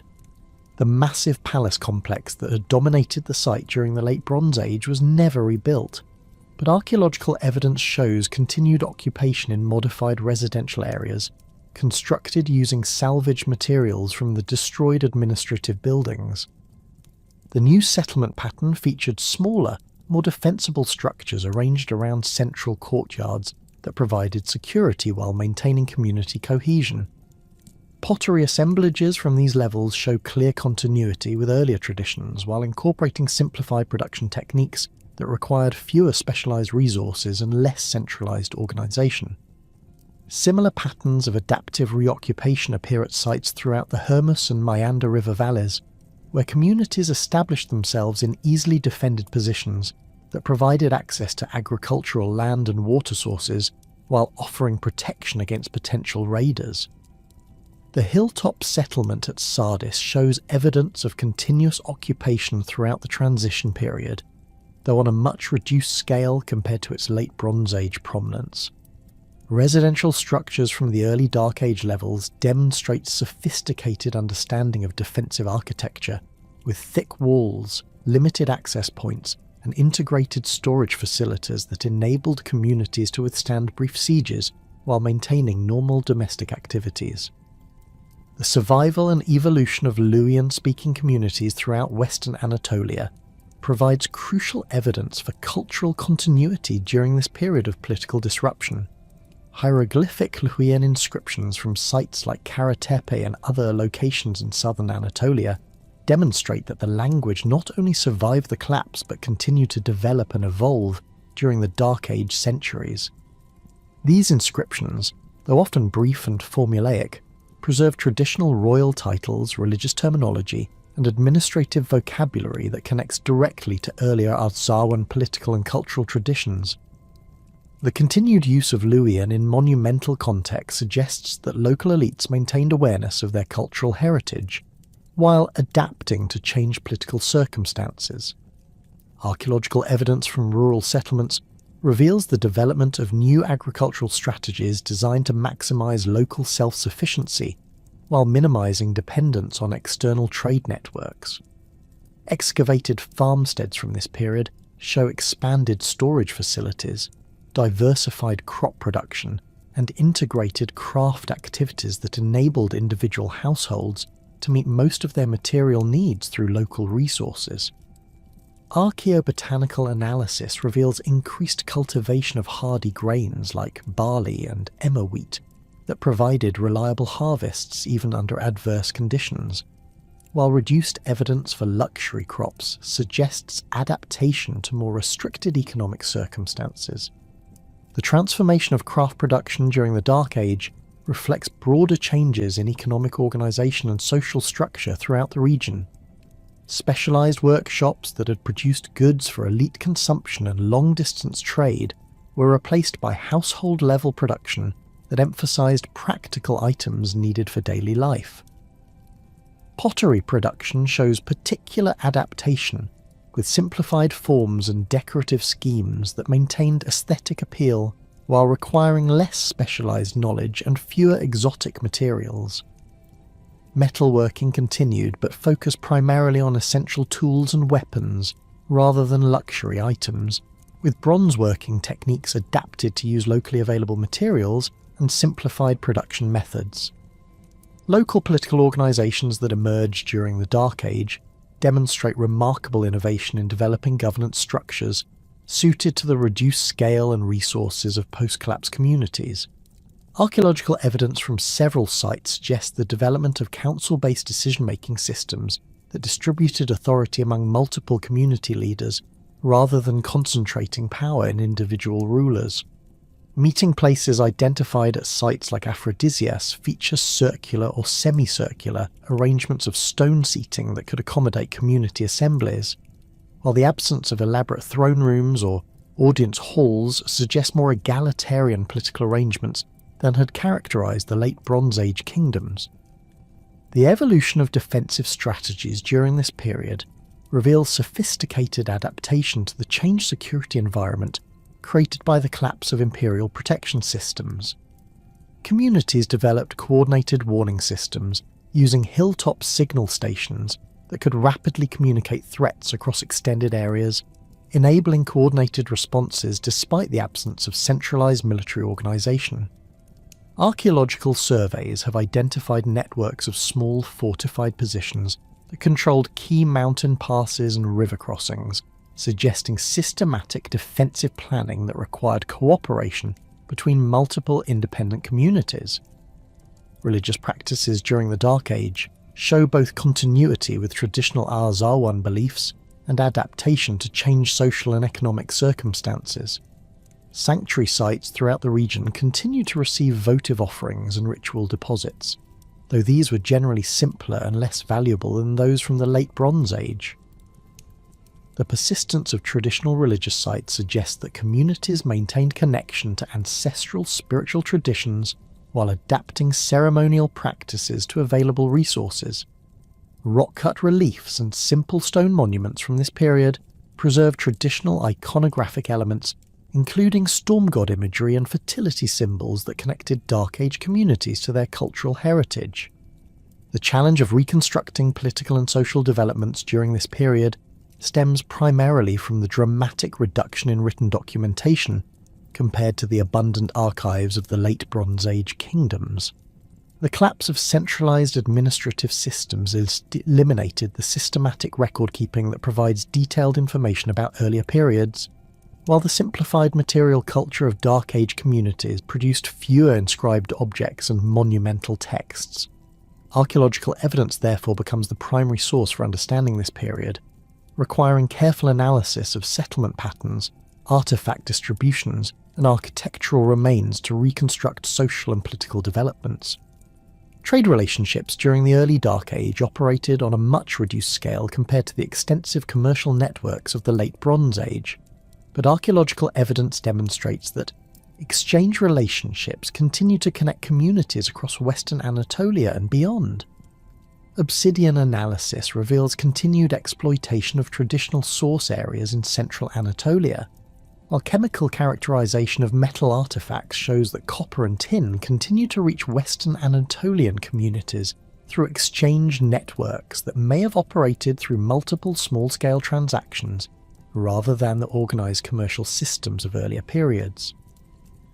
The gradual recovery of more extensive trade connections becomes archaeologically visible around 1000 BC, when artifact assemblages begin showing increased quantities of imported materials and more sophisticated manufacturing techniques. Pottery styles from this period demonstrate renewed contact with Aegean communities, while metalwork shows improved quality and more complex forms that suggest access to better raw materials and technical knowledge. This recovery appears to have proceeded gradually and unevenly, with some communities establishing successful exchange relationships, while others remained largely isolated and self-sufficient. Settlement patterns that developed during the later Dark Age period established foundations for subsequent historical developments in Western Anatolia. The preference for defensible hilltop positions that had characterized the immediate post-collapse period gradually gave way to more accessible locations that facilitated trade and communication. Archaeological surveys reveal the establishment of new settlements along traditional trade routes, particularly in river valleys that provided both agricultural potential and transportation access. These settlement choices reflect growing confidence in regional security and renewed interest in participating in broader economic networks. The emergence of regional centres during the later Dark Age period demonstrates the gradual reconcentration of political and economic authority that would eventually lead to the formation of new kingdoms in Western Anatolia. Sites like Sardis show evidence of expanding settlement areas, improved fortifications, and increased craft production that suggests growing importance as regional focal points.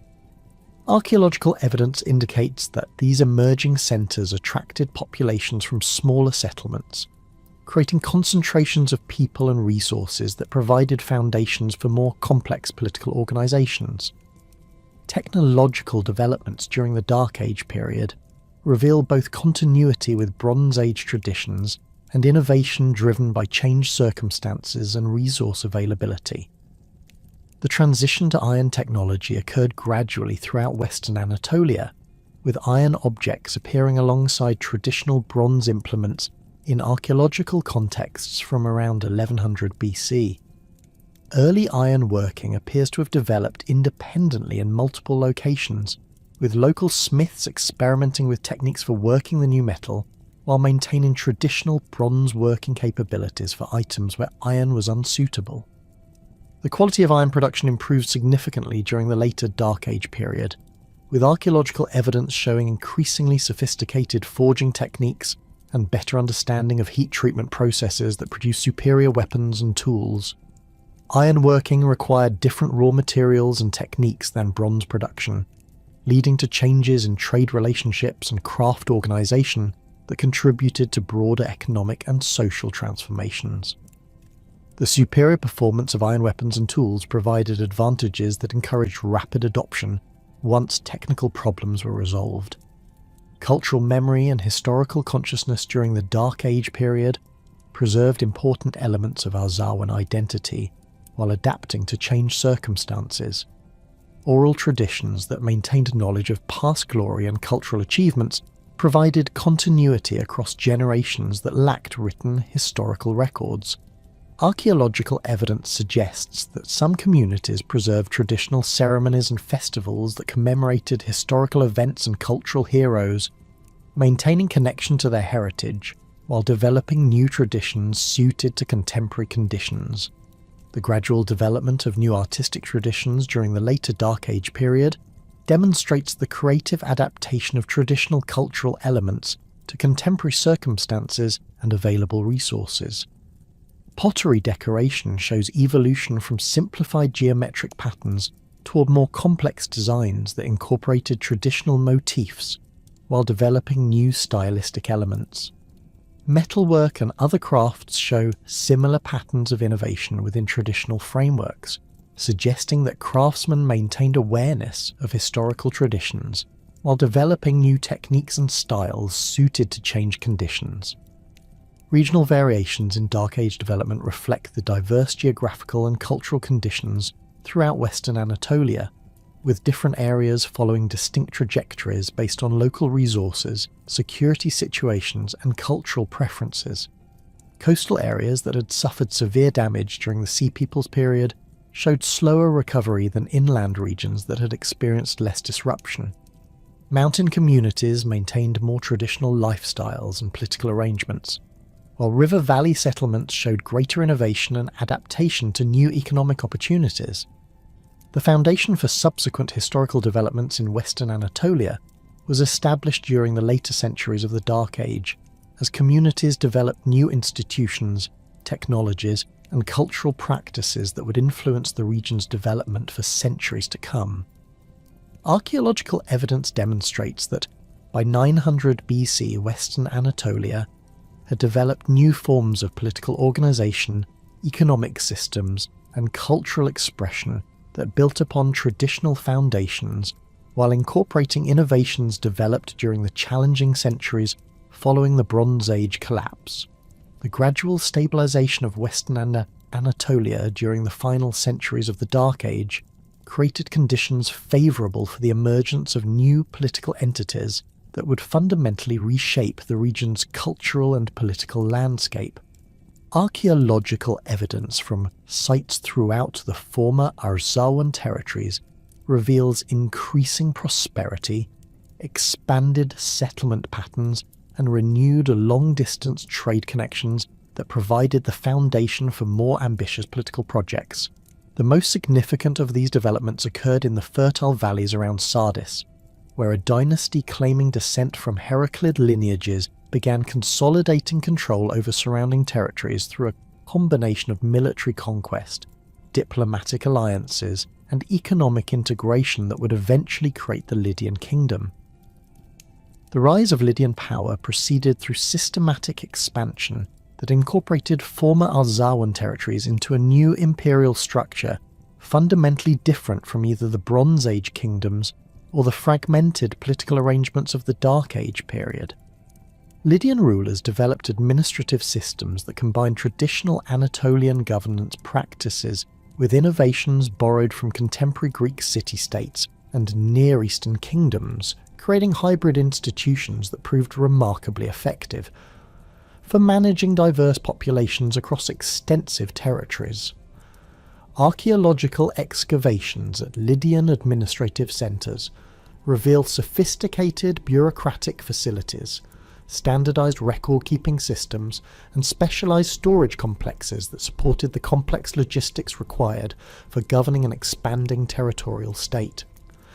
The Lydian approach to incorporating Arzawan-descended populations differed significantly from earlier Hittite imperial policies, emphasising cultural accommodation and economic integration rather than political subordination and systematic resource extraction.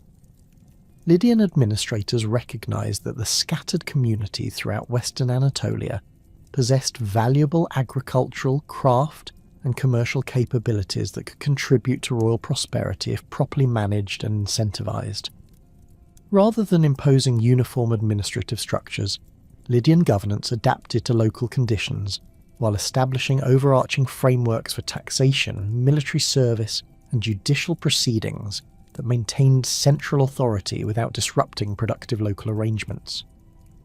Archaeological evidence from settlement sites throughout the Hermus and Maeander river valleys reveal significant changes in material culture during the early Lydian period that reflect both political integration and cultural synthesis. Pottery assemblages show the gradual adoption of Lydian decorative motifs and production techniques, alongside the continuation of traditional local styles, creating hybrid ceramic traditions that combined elements from multiple cultural sources. Architectural remains demonstrate similar patterns of cultural mixing, with traditional Anatolian building techniques adapted to incorporate Lydian architectural elements and spatial arrangements that reflected new social and political relationships. The preservation and transformation of Luwian cultural traditions under Lydian rule created complex processes of cultural negotiation that varied significantly across different communities and social groups. Elite families who had maintained positions of local authority during the Dark Age period often embraced Lydian cultural practices as strategies for accessing new opportunities within the expanding kingdom, while preserving elements of traditional identity that distinguished them from purely Lydian aristocratic families.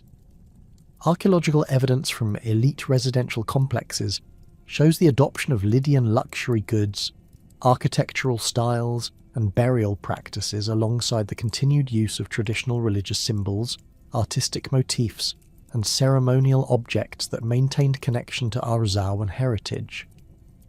Rural communities throughout the former Arzawan territories experienced Lydian integration, primarily through economic relationships that gradually transformed agricultural production, craft activities, and local exchange systems. Lydian administrators introduced new crops, farming techniques, and land tenure arrangements that increased agricultural productivity while integrating rural communities into broader commercial networks centred on Lydian urban centres. Archaeological evidence from rural settlements shows the gradual adoption of Lydian pottery styles, metal tools, and household equipment, alongside continued use of traditional implements and techniques that proved well adapted to local conditions. The development of Lydian military institutions incorporated traditional Anatolian warfare practices while introducing innovations borrowed from contemporary Greek and Near Eastern military systems. Archaeological evidence from military installations reveals the construction of specialised training facilities, weapons workshops, and storage complexes that supported professional military forces equipped with standardised weapons and armour. The integration of former Arzawan military traditions into Lydian forces proceeded through recruitment programs that attracted experienced warriors while providing training in new tactical doctrines and equipment systems that enhanced overall military capabilities. Lydian expansion along the Aegean coast brought the kingdom into direct contact with Greek colonial settlements that had been established during the preceding centuries at strategic harbours and river mouths throughout western Anatolia. These Greek communities, primarily founded by settlers from Ionia and Aeolis, had developed independent political institutions and cultural practices that differed significantly from both traditional Anatolian arrangements and Lydian imperial systems. The resulting interactions created complex zones of cultural contact where Greek, Lydian, and indigenous Anatolian traditions intersected and influenced each other through commercial exchange, intermarriage, and political negotiation. The establishment of Greek colonies along the western Anatolian coast had proceeded gradually during the Dark Age and early Archaic periods, as Greek communities sought new agricultural land, commercial opportunities, and strategic positions for maritime trade. Archaeological evidence from colonial sites like Phocaea, Smyrna, and Ephesus reveals systematic urban planning, sophisticated harbour installations, and specialised craft quarters that demonstrate the colonists' commitment to establishing permanent settlements rather than temporary trading posts. These communities maintained cultural connections to their mother cities while adapting to local geographical conditions and developing relationships with indigenous populations that ranged from cooperative to hostile depending on specific circumstances and competing interests. The interaction between Greek colonists and Aswan-descended communities created opportunities for cultural exchange that influenced both groups while generating new hybrid cultural forms that combined elements from multiple traditions. Archaeological evidence from sites with mixed populations shows the development of distinctive pottery styles, architectural techniques, and artistic motifs that incorporated Greek decorative elements with traditional Anatolian forms and production methods. Religious practices also showed significant mixing, with Greek deities receiving worship alongside traditional Anatolian gods, while ceremonial practices combined elements from different ritual traditions. Lydian policies toward Greek colonial communities reflected sophisticated understanding of the economic and political benefits that could be derived from cooperation rather than conquest. Rather than attempting to impose direct administrative control over well-fortified and economically valuable Greek cities, Lydian rulers developed tributary relationships that preserved Greek political autonomy while ensuring Lydian access to maritime trade networks and specialized Greek products. Archaeological evidence from Lydian administrative centers includes Greek pottery, metalwork, and luxury goods that demonstrate extensive commercial relationships between the kingdom and coastal Greek communities. The transformation of ancient settlements into Greco-Lydian urban centres proceeded through complex processes of population mixing, architectural modification, and institutional adaptation that created distinctive urban environments, combining elements from multiple cultural traditions. Sites like Sardis underwent extensive urban renewal during this period, with new construction projects that incorporated Greek architectural elements alongside traditional Lydian and Anatolian building techniques. Public spaces were redesigned to accommodate both traditional Lydian ceremonial activities and Greek-style civic gatherings, while residential areas showed increasing social stratification that reflected the complex ethnic and cultural hierarchies of the mixed urban population. The development of new urban foundations during the Lydian period reflected royal policies designed to consolidate territorial control while promoting economic development and cultural integration. Archaeological surveys have identified numerous planned settlements established during this period at strategic locations that controlled trade routes, agricultural regions, and mineral resources. These new cities featured standardized urban layouts, coordinated infrastructure systems, and specialized districts for different economic activities that demonstrate sophisticated urban planning capabilities and substantial investment in territorial development. Commercial networks that developed under Lydian rule connected Western Anatolian communities to trade systems spanning the Eastern Mediterranean and extending into the Black Sea region and Central Asia. Archaeological evidence reveals the circulation of goods from diverse sources including Greek pottery and metalwork, Phoenician luxury items, Central Asian textiles, and Egyptian decorative objects that demonstrate the extensive reach of Lydian commercial relationships. The kingdom's position enabled it to serve as a crucial intermediary between different cultural and economic zones, while developing specialized industries that produced goods for export to distant markets. The introduction of coinage under Lydian rule represented one of the most significant economic innovations of the ancient world, and profoundly influenced commercial practices throughout Western Anatolia and beyond. Archaeological evidence from Lydian mints reveals sophisticated techniques for producing standardized gold and silver coins that facilitated commercial transactions, while providing royal authorities with new mechanisms for controlling monetary systems and extracting resources from commercial activities. The adoption of coinage by Greek communities and other trading partners created integrated monetary systems that enhanced commercial efficiency while spreading Lydian political and cultural influence throughout the region. Religious developments during the Lydian period reflected complex processes of theological synthesis that combined traditional Anatolian spiritual practices with Greek religious concepts and Lydian royal ideologies. Temple complexes throughout the kingdom underwent extensive modifications that incorporated architectural elements and ceremonial arrangements from multiple cultural traditions while maintaining connections to traditional sacred sites and ritual practices. The Great Temple of Artemis at Ephesus, though later rebuilt in purely Greek style, originated during this period as a synthesis of Anatolian goddess worship, Greek religious architecture, and Lydian royal patronage that created one of the most significant religious centres in the ancient world.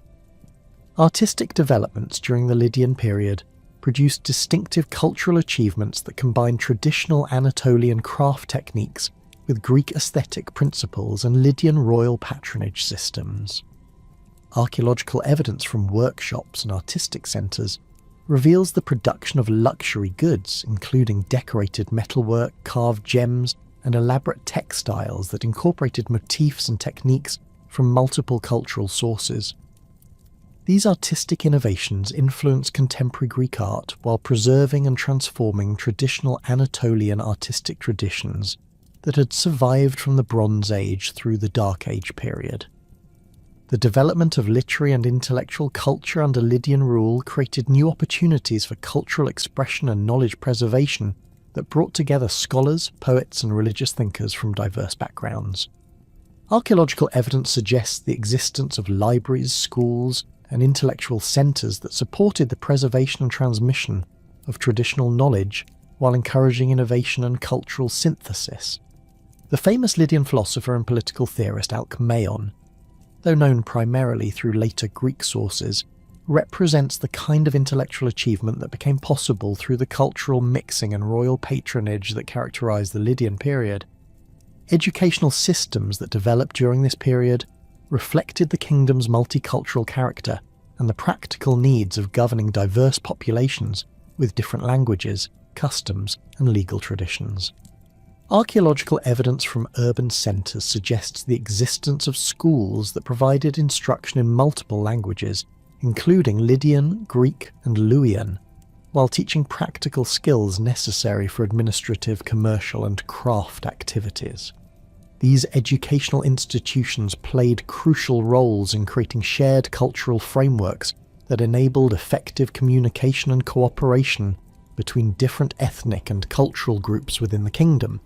Legal systems under Lydian rule adapted traditional Anatolian legal practices to accommodate the diverse populations and complex commercial relationships that characterized the expanding kingdom.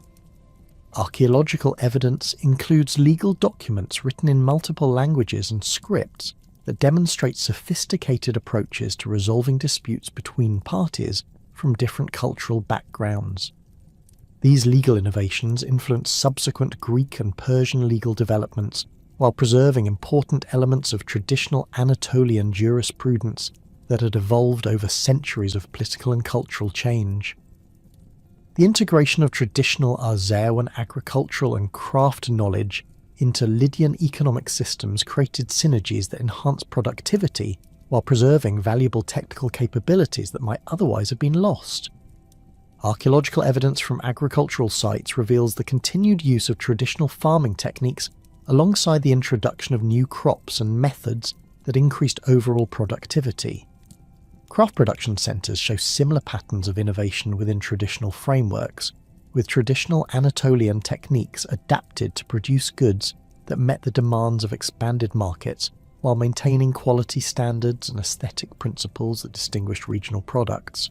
The gradual Hellenization of cultural practices throughout Western and Anatolia during the later Lydian period reflected increasing Greek influence that operated through commercial relationships, intermarriage, and cultural prestige rather than political conquest. Archaeological evidence shows the progressive adoption of Greek pottery styles, architectural elements, and artistic motifs by communities throughout the former Arzawan territories, while traditional practices continued in modified forms that incorporated Greek elements. This cultural transformation proceeded at different rates in different locations, with coastal areas showing more rapid Hellenization than inland communities that maintained stronger connections to traditional practices. Military developments during the later Lydian period incorporated Greek tactical innovations and equipment while preserving traditional Anatolian military capabilities that proved effective in local geographical conditions. Archaeological evidence from military sites reveals the adoption of Greek hoplite armour and weapons, alongside continued use of traditional Anatolian cavalry tactics and siege techniques. The resulting military system combined the best elements from multiple traditions while adapting to the specific strategic challenges faced by a territorial kingdom that needed to defend extensive frontiers against diverse enemies. The final siege of Sardis in 546 BC marked not merely the end of Lydian independence, but the beginning of a profound transformation that would reshape the cultural, administrative, and economic foundations of Western and Northern Anatolia for the next 2 centuries. Cyrus the Great's methodical conquest of Croesus's kingdom proceeded with the calculated precision that had characterized Persian expansion throughout the Near East, yet the integration of former Arzawan territories into the Achaemenid Empire required administrative innovations that acknowledged the region's complex ethnic composition, sophisticated urban centres, and established commercial networks that connected Anatolia to markets spanning from the Black Sea to the Eastern Mediterranean. The Persian administrative apparatus that emerged in Western Anatolia represented a careful synthesis of imperial standardization, with regional accommodation that reflected Achaemenid understanding of effective governance over diverse populations. Archaeological evidence from Sardis reveals extensive modifications to the former Lydian administrative complex, with new construction that incorporated Persian architectural elements alongside preserved Lydian structures that continued serving governmental functions. The resulting administrative centre featured audience halls designed according to Persian ceremonial protocols, record-keeping facilities adapted to Achaemenid bureaucratic procedures, and residential quarters for Persian officials that maintained appropriate status distinctions while facilitating interaction with local administrative personnel. The establishment of the Lydian satrapy under Tibalus, one of Cyrus's trusted commanders, initiated systematic reorganization of territorial administration that divided the former kingdom into manageable districts while preserving local governance structures that had proven effective during the Lydian period. Persian administrators recognized that the complex urban hierarchies, rural administrative networks, and commercial relationships that had developed under Lydian rule represented valuable assets that could serve imperial interests if properly managed, rather than disrupted through wholesale replacement. Archaeological surveys throughout the Hermus and Maiander valleys reveal continued occupation of traditional administrative centres, with evidence of gradual modification rather than abandonment and replacement that might have accompanied more disruptive conquest policies. The Persian approach to managing the Greek cities along the Anatolian coast demonstrated sophisticated understanding of the political and economic benefits that could be derived from maintaining established urban institutions while ensuring imperial control over strategic resources and military capabilities. Rather than imposing uniform administrative structures that might have provoked costly rebellions, Persian officials developed flexible arrangements that preserved Greek civic institutions while establishing oversight mechanisms that prevented independent foreign policy initiatives or military preparations that might threaten imperial interests. Archaeological evidence from cities like Ephesus and Miletus shows continued Greek architectural projects and civic construction alongside the establishment of Persian administrative facilities that monitored local activities without disrupting productive urban functions. The transformation of religious practices under Persian rule created complex processes of theological accommodation that reflected Achaemenid policies of religious tolerance, combined with imperial requirements for demonstrating loyalty to Persian authority. Traditional Anatolian religious sites throughout the former Arzawan territories continued receiving worship and ritual offerings, but archaeological evidence reveals modifications to ceremonial practices that incorporated acknowledgement of Persian royal authority and Zoroastrian religious concepts. Temple complexes underwent architectural modifications that added Persian ceremonial spaces while preserving traditional sanctuary areas, creating religious environments that served both local spiritual needs and imperial political requirements. The Great Temple of Artemis at Ephesus exemplified the complex religious negotiations that characterized this period, as Greek, Anatolian, and Persian religious traditions intersected within one of the ancient world's most significant sacred sites. Archaeological excavations reveal construction projects during the Persian period that expanded temple facilities while incorporating architectural elements that reflected Persian royal patronage and Zoroastrian symbolic motifs. Votive deposits from this period include offerings that combine traditional Greek and Anatolian religious objects with items reflecting Persian cultural influences, demonstrating the complex religious synthesis that emerged under imperial rule. The introduction of Zoroastrian religious concepts into Western Anatolian spiritual practices proceeded gradually through Persian administrative personnel, military garrisons, and commercial communities rather than through systematic missionary activities or forced conversion programs. Archaeological evidence from Persian residential quarters and administrative centres includes fire altars, ritual vessels, and ceremonial objects associated with Zoroastrian worship that demonstrate the maintenance of Persian religious practices within multicultural urban environments. The influence of Zoroastrian theological concepts appears in modified local religious practices that incorporated dualistic spiritual concepts and ethical teachings while preserving traditional ceremonial forms and community religious functions. The Persian administrative system's emphasis on efficient resource extraction and territorial control required detailed knowledge of local economic capabilities, population distributions, and productive resources that could support imperial military operations and administrative expenses. Archaeological evidence from Persian administrative centres includes extensive record-keeping facilities with standardized storage systems for documents, tablets, and scrolls that recorded taxation assessments, population censuses, and resource inventories throughout the satrapy. These administrative innovations created systematic information-gathering capabilities that enabled more effective governance while providing imperial authorities with detailed knowledge of regional conditions and capabilities. The development of new transportation infrastructure under Persian rule reflected imperial requirements for rapid communication and military movement across the extensive territories of Western Anatolia, while supporting expanded commercial activities that generated revenue for imperial administration. Archaeological surveys have identified substantial road construction projects that improved existing routes while establishing new connections between administrative centres, military installations, and commercial hubs. The famous royal road that connected Sardis to the imperial capital at Persepolis required extensive engineering work through the mountainous terrain of central Anatolia, with evidence of bridges, way stations, and maintenance facilities that supported regular courier services and military movements. Commercial developments under Persian rule created unprecedented opportunities for long-distance trade that connected Western Anatolian producers to markets throughout the vast Achaemenid Empire, while introducing new products, techniques, and commercial practices that enhanced local economic capabilities. Archaeological evidence from commercial centres reveals expanded warehouse facilities, specialised craft quarters, and improved harbour installations that supported increased trade volumes and more diverse commercial relationships.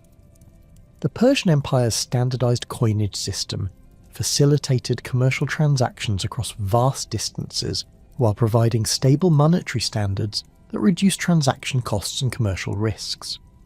The integration of traditional Anatolian craft production into imperial commercial networks created new markets for regional specialties while introducing Persian aesthetic preferences and technical innovations that influenced local production methods.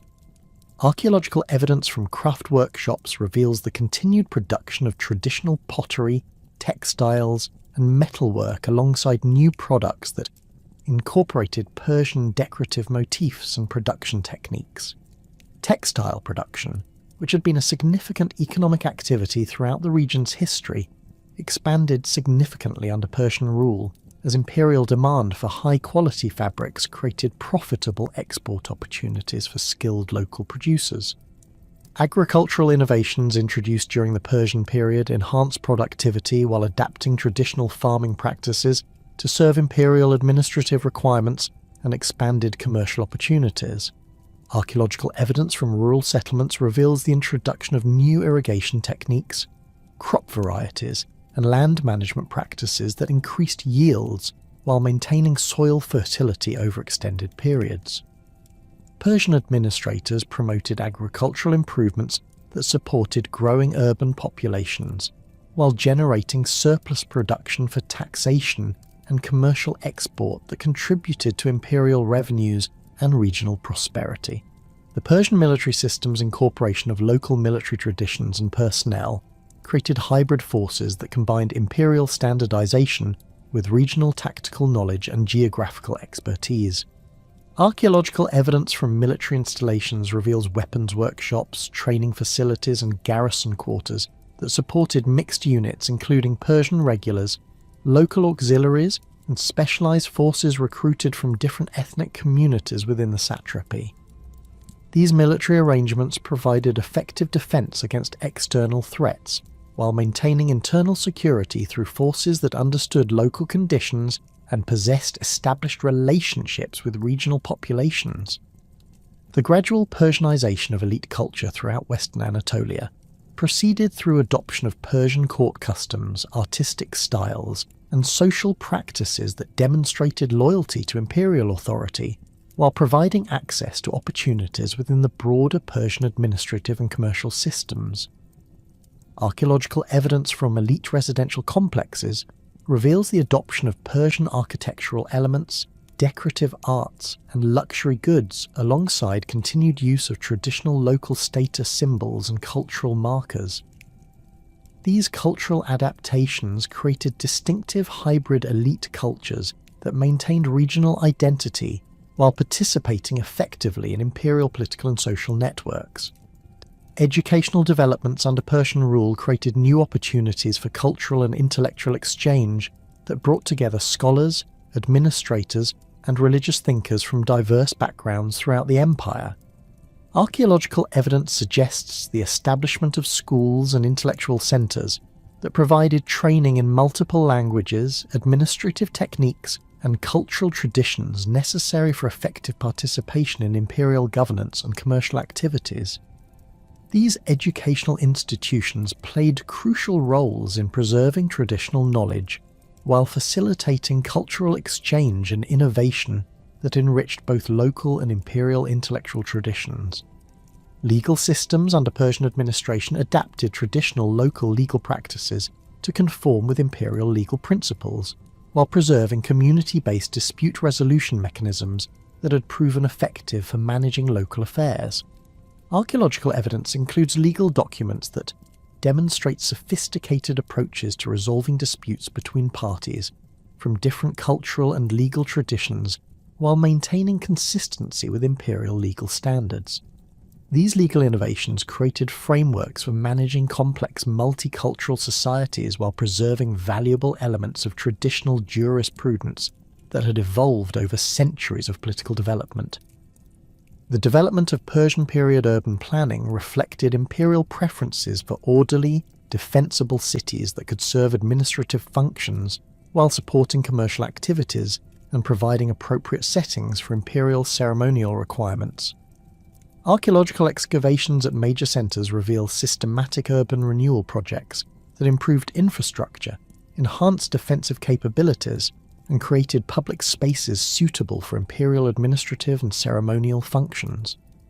These urban improvements enhanced quality of life for local populations while creating environments that effectively served imperial political and economic interests. Cultural synthesis under Persian rule produced distinctive artistic and intellectual achievements that combined traditional Anatolian creative traditions with Persian aesthetic principles and techniques from other regions of the empire. Archaeological evidence from workshops and artistic centres reveals the production of luxury goods, architectural decorations, and ceremonial objects that incorporated motifs and techniques from multiple cultural sources while maintaining recognisable regional characteristics. These artistic innovations influenced contemporary developments throughout the Persian Empire while preserving and transforming traditional Anatolian cultural expressions. The Persian period's impact on language use and literary development created complex multilingual environments where Persian administrative language coexisted with Greek commercial and intellectual discourse, alongside continued use of traditional Anatolian languages for local community functions. Archaeological evidence includes inscriptions in multiple languages and scripts that demonstrate the practical multilingualism required for effective participation in imperial society while preserving traditional cultural identities. These linguistic developments influenced subsequent cultural evolution while maintaining connections to historical traditions that provided continuity across political transitions. Economic prosperity under Persian rule reached levels that exceeded previous achievements during the Lydian period as imperial peace, standardized commercial practices, and access to vast markets created unprecedented opportunities for regional producers and merchants. Archaeological evidence reveals expanded urban centres, improved rural settlements, and sophisticated infrastructure projects that supported growing populations and increased economic activity.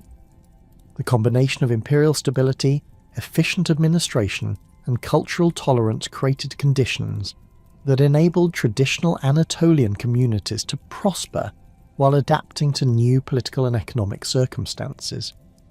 The Persian administrative system's success in Western Anatolia demonstrated the effectiveness of imperial policies that balanced central control with regional autonomy while promoting economic development and cultural accommodation. Archaeological evidence from the final decades of Persian rule reveals continued prosperity, cultural vitality, and political stability that provided foundations for subsequent historical developments while preserving essential elements of traditional Anatolian civilization that had evolved over more than a millennium of political and cultural change. Alexander the Great's crossing of the Hellespont in 334 BC marked the beginning of the final chapter in the dissolution of the distinct Arzawan cultural identity, as Macedonian conquest brought new administrative systems, settlement patterns, and cultural influences that would complete the transformation begun under Persian rule. The Battle of the Granicus, fought within the ancient heartland of Arzawan territory, demonstrated the military obsolescence of traditional Anatolian defensive strategies against Macedonian tactical innovations, while the subsequent establishment of Hellenistic kingdoms throughout Western Anatolia created political frameworks that systematically replaced remaining Persian-era accommodations for local cultural practices with standardized Greek institutional arrangements. Archaeological evidence from major centres like Sardis reveals extensive urban reconstruction projects initiated immediately following Alexander's conquest, with Macedonian engineers implementing grid-pattern street systems, standardized building codes, and centralized water distribution networks that reflected Greek urban planning principles, rather than the organic development patterns that had characterized Anatolian cities for millennia. The systematic demolition of Persian administrative buildings and their replacement with Greek-style civic structures eliminated physical reminders of previous political arrangements while creating urban environments that promoted Greek cultural practices and social organisation. The establishment of veteran settlements throughout Western and Anatolia under Alexander's successors accelerated cultural transformation through the introduction of substantial Greek-speaking populations who received land grants in territories previously occupied by communities maintaining Arzawan cultural traditions.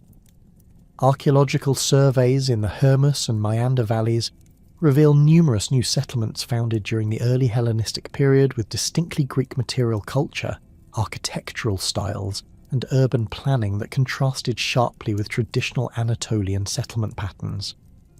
These colonial foundations created Greek cultural enclaves that gradually expanded their influence over surrounding territories through intermarriage, commercial relationships, and administrative integration.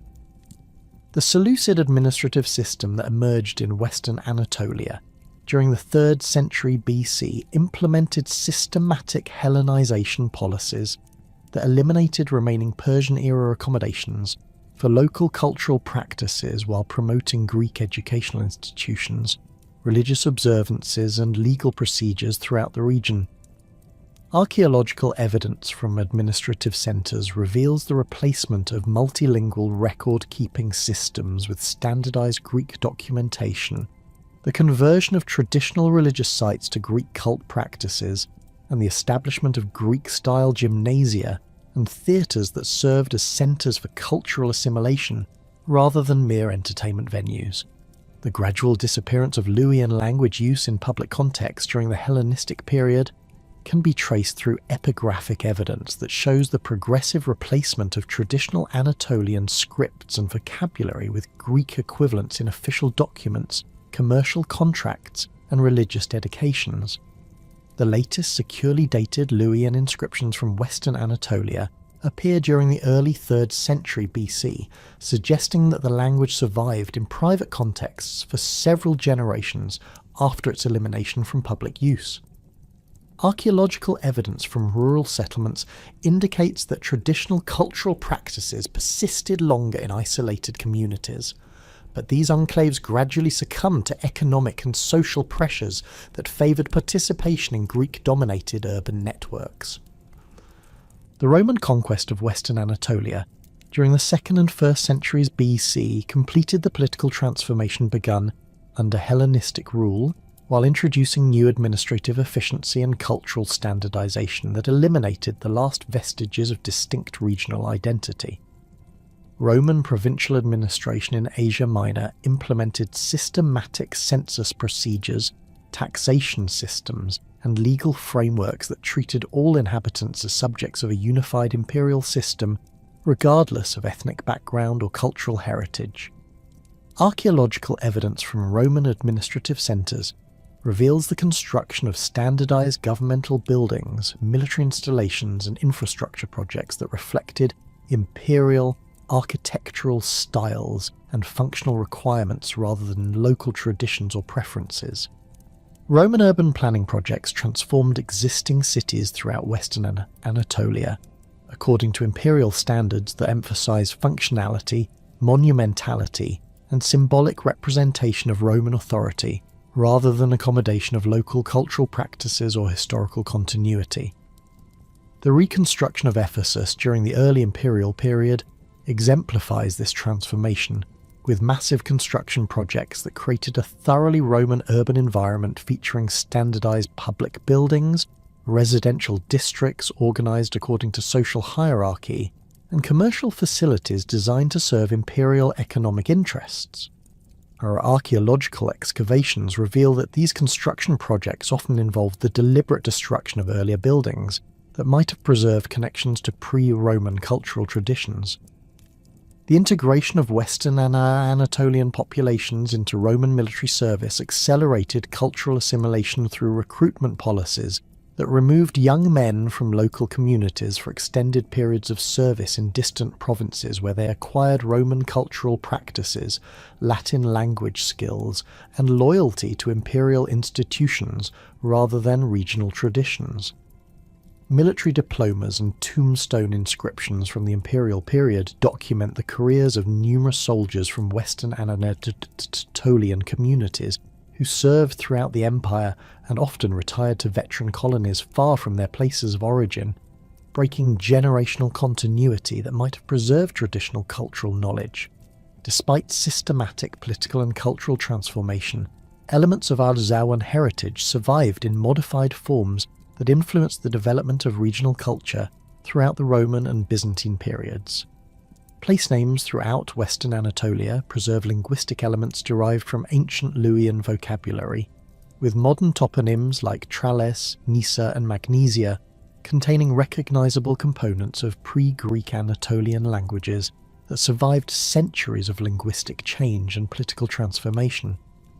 Systematic analysis of these toponymic survivals reveals patterns of linguistic continuity that provide valuable evidence for reconstructing ancient settlement patterns and cultural boundaries that are otherwise poorly documented in historical sources. Religious practices in rural areas of Western Anatolia maintained connections to ancient Anatolian spiritual traditions through syncretistic processes that incorporated traditional ceremonial elements into Greek and Roman religious frameworks. Archaeological evidence from sanctuary sites throughout the region reveals continuous ritual activity spanning from the Bronze Age through the Roman period, with votive offerings and ceremonial deposits that demonstrate evolving but persistent religious practices adapted to changing political and cultural circumstances. The cult of the Anatolian mother goddess, though eventually identified with Greek Cybele and Roman Magna Mater, preserved essential elements of Bronze Age fertility religion that had been central to Arzawan spiritual life. The survival of traditional craft techniques in pottery production, metalworking and textile manufacture created continuities in material culture that connected Roman period communities to their ancient heritage despite political and linguistic transformation.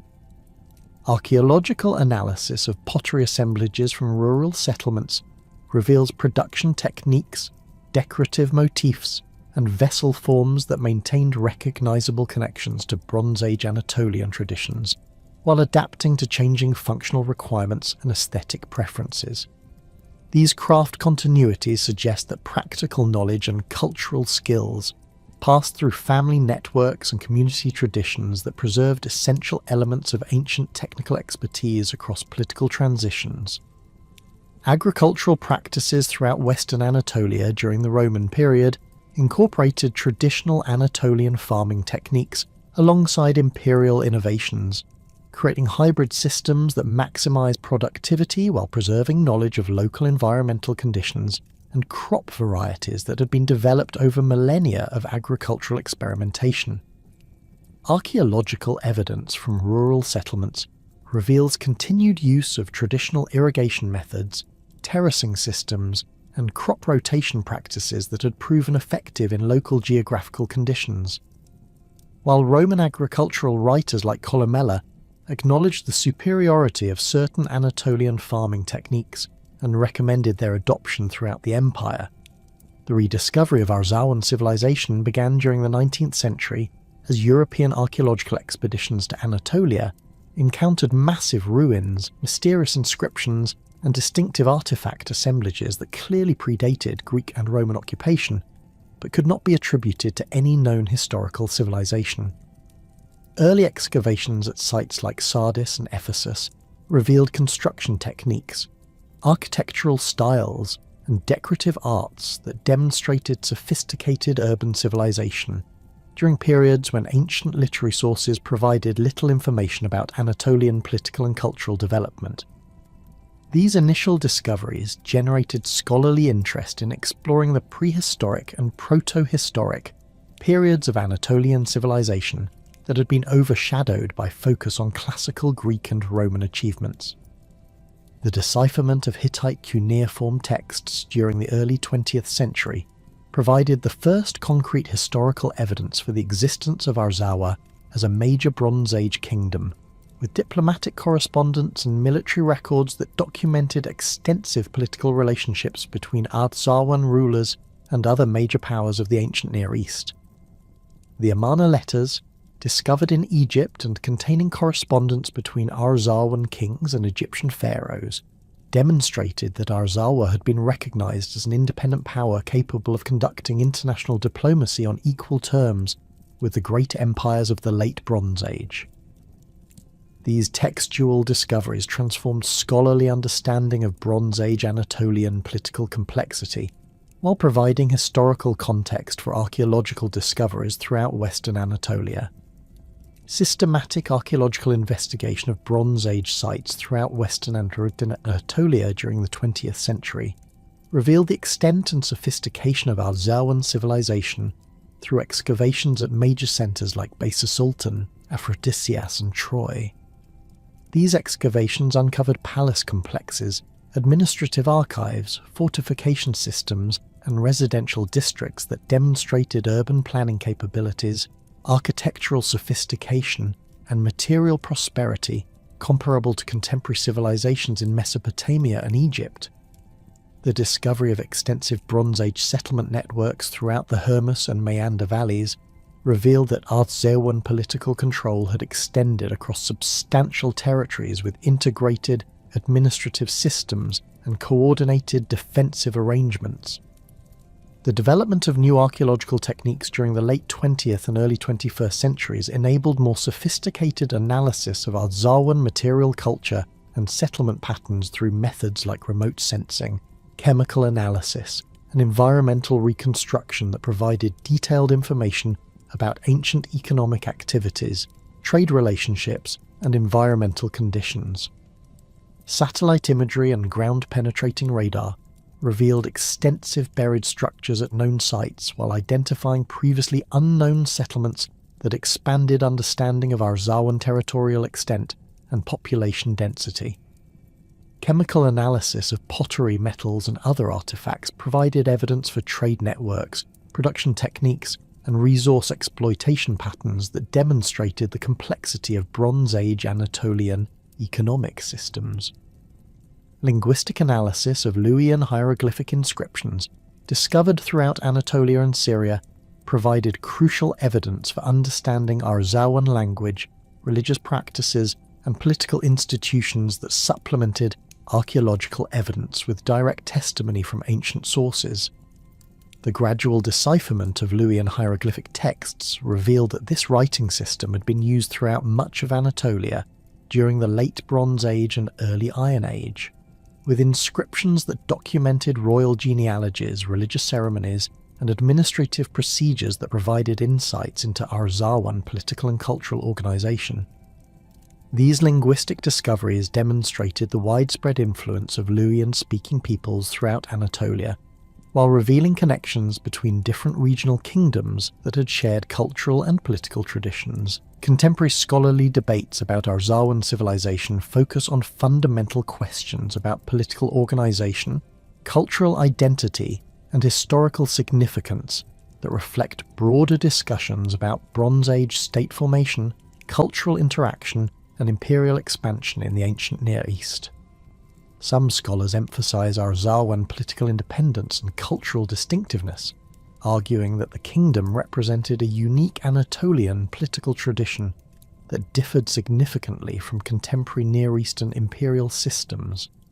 Others stressed the cultural connections and political relationships that linked Arzawa to broader patterns of Bronze Age development throughout the Eastern Mediterranean and Near East.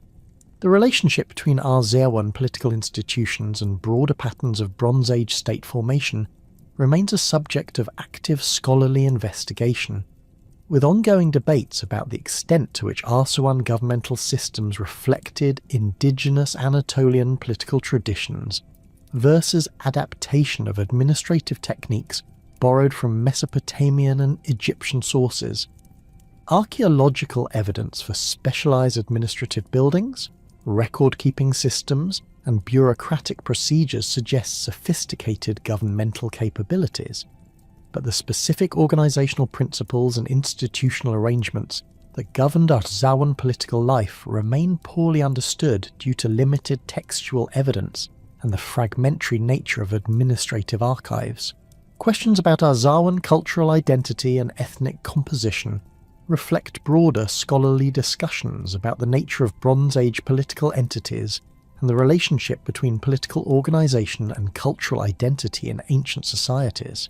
The extent to which Arzawan political unity reflected shared ethnic identity, cultural traditions, and linguistic practices remains uncertain, with archaeological evidence suggesting considerable cultural diversity within territories that acknowledged Arzawan political authority.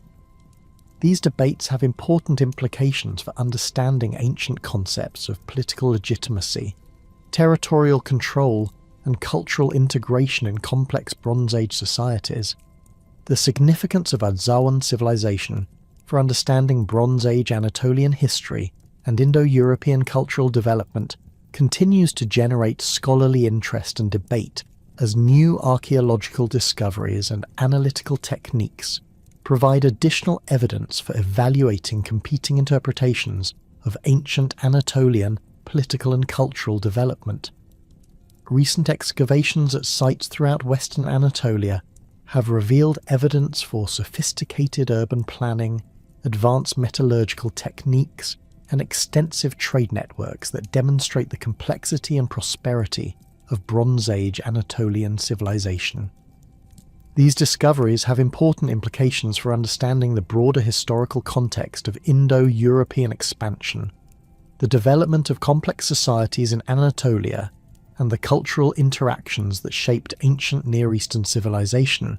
The legacy of Arzawan civilization extends beyond its immediate historical significance to encompass broader questions about cultural continuity, political transformation, and the preservation of historical memory across extended periods of political change and cultural adaptation. The survival of Arzawan cultural elements through successive periods of foreign rule demonstrates the resilience of local traditions and the complex processes through which cultural knowledge is preserved, modified, and transmitted across generations. These patterns of cultural continuity and transformation provide valuable insights into the relationship between political power and cultural identity that remain relevant for understanding historical processes in many different contexts. Modern archaeological research continues to reveal new aspects of Arzawan civilization, while contributing to broader understanding of Bronze Age Anatolian history and its significance for world history. This Kingdom of Arzawa represents one of the most important examples of Bronze Age political and cultural development outside the traditional centres of ancient Near Eastern civilization, demonstrating that sophisticated urban societies, complex political institutions, and advanced cultural achievements developed independently in diverse geographical and cultural contexts throughout the ancient world. The rediscovery and ongoing investigation of Arzawan civilization continues to enrich our understanding of ancient history, while providing valuable perspectives on the diversity and complexity of human cultural achievement in the Bronze Age world.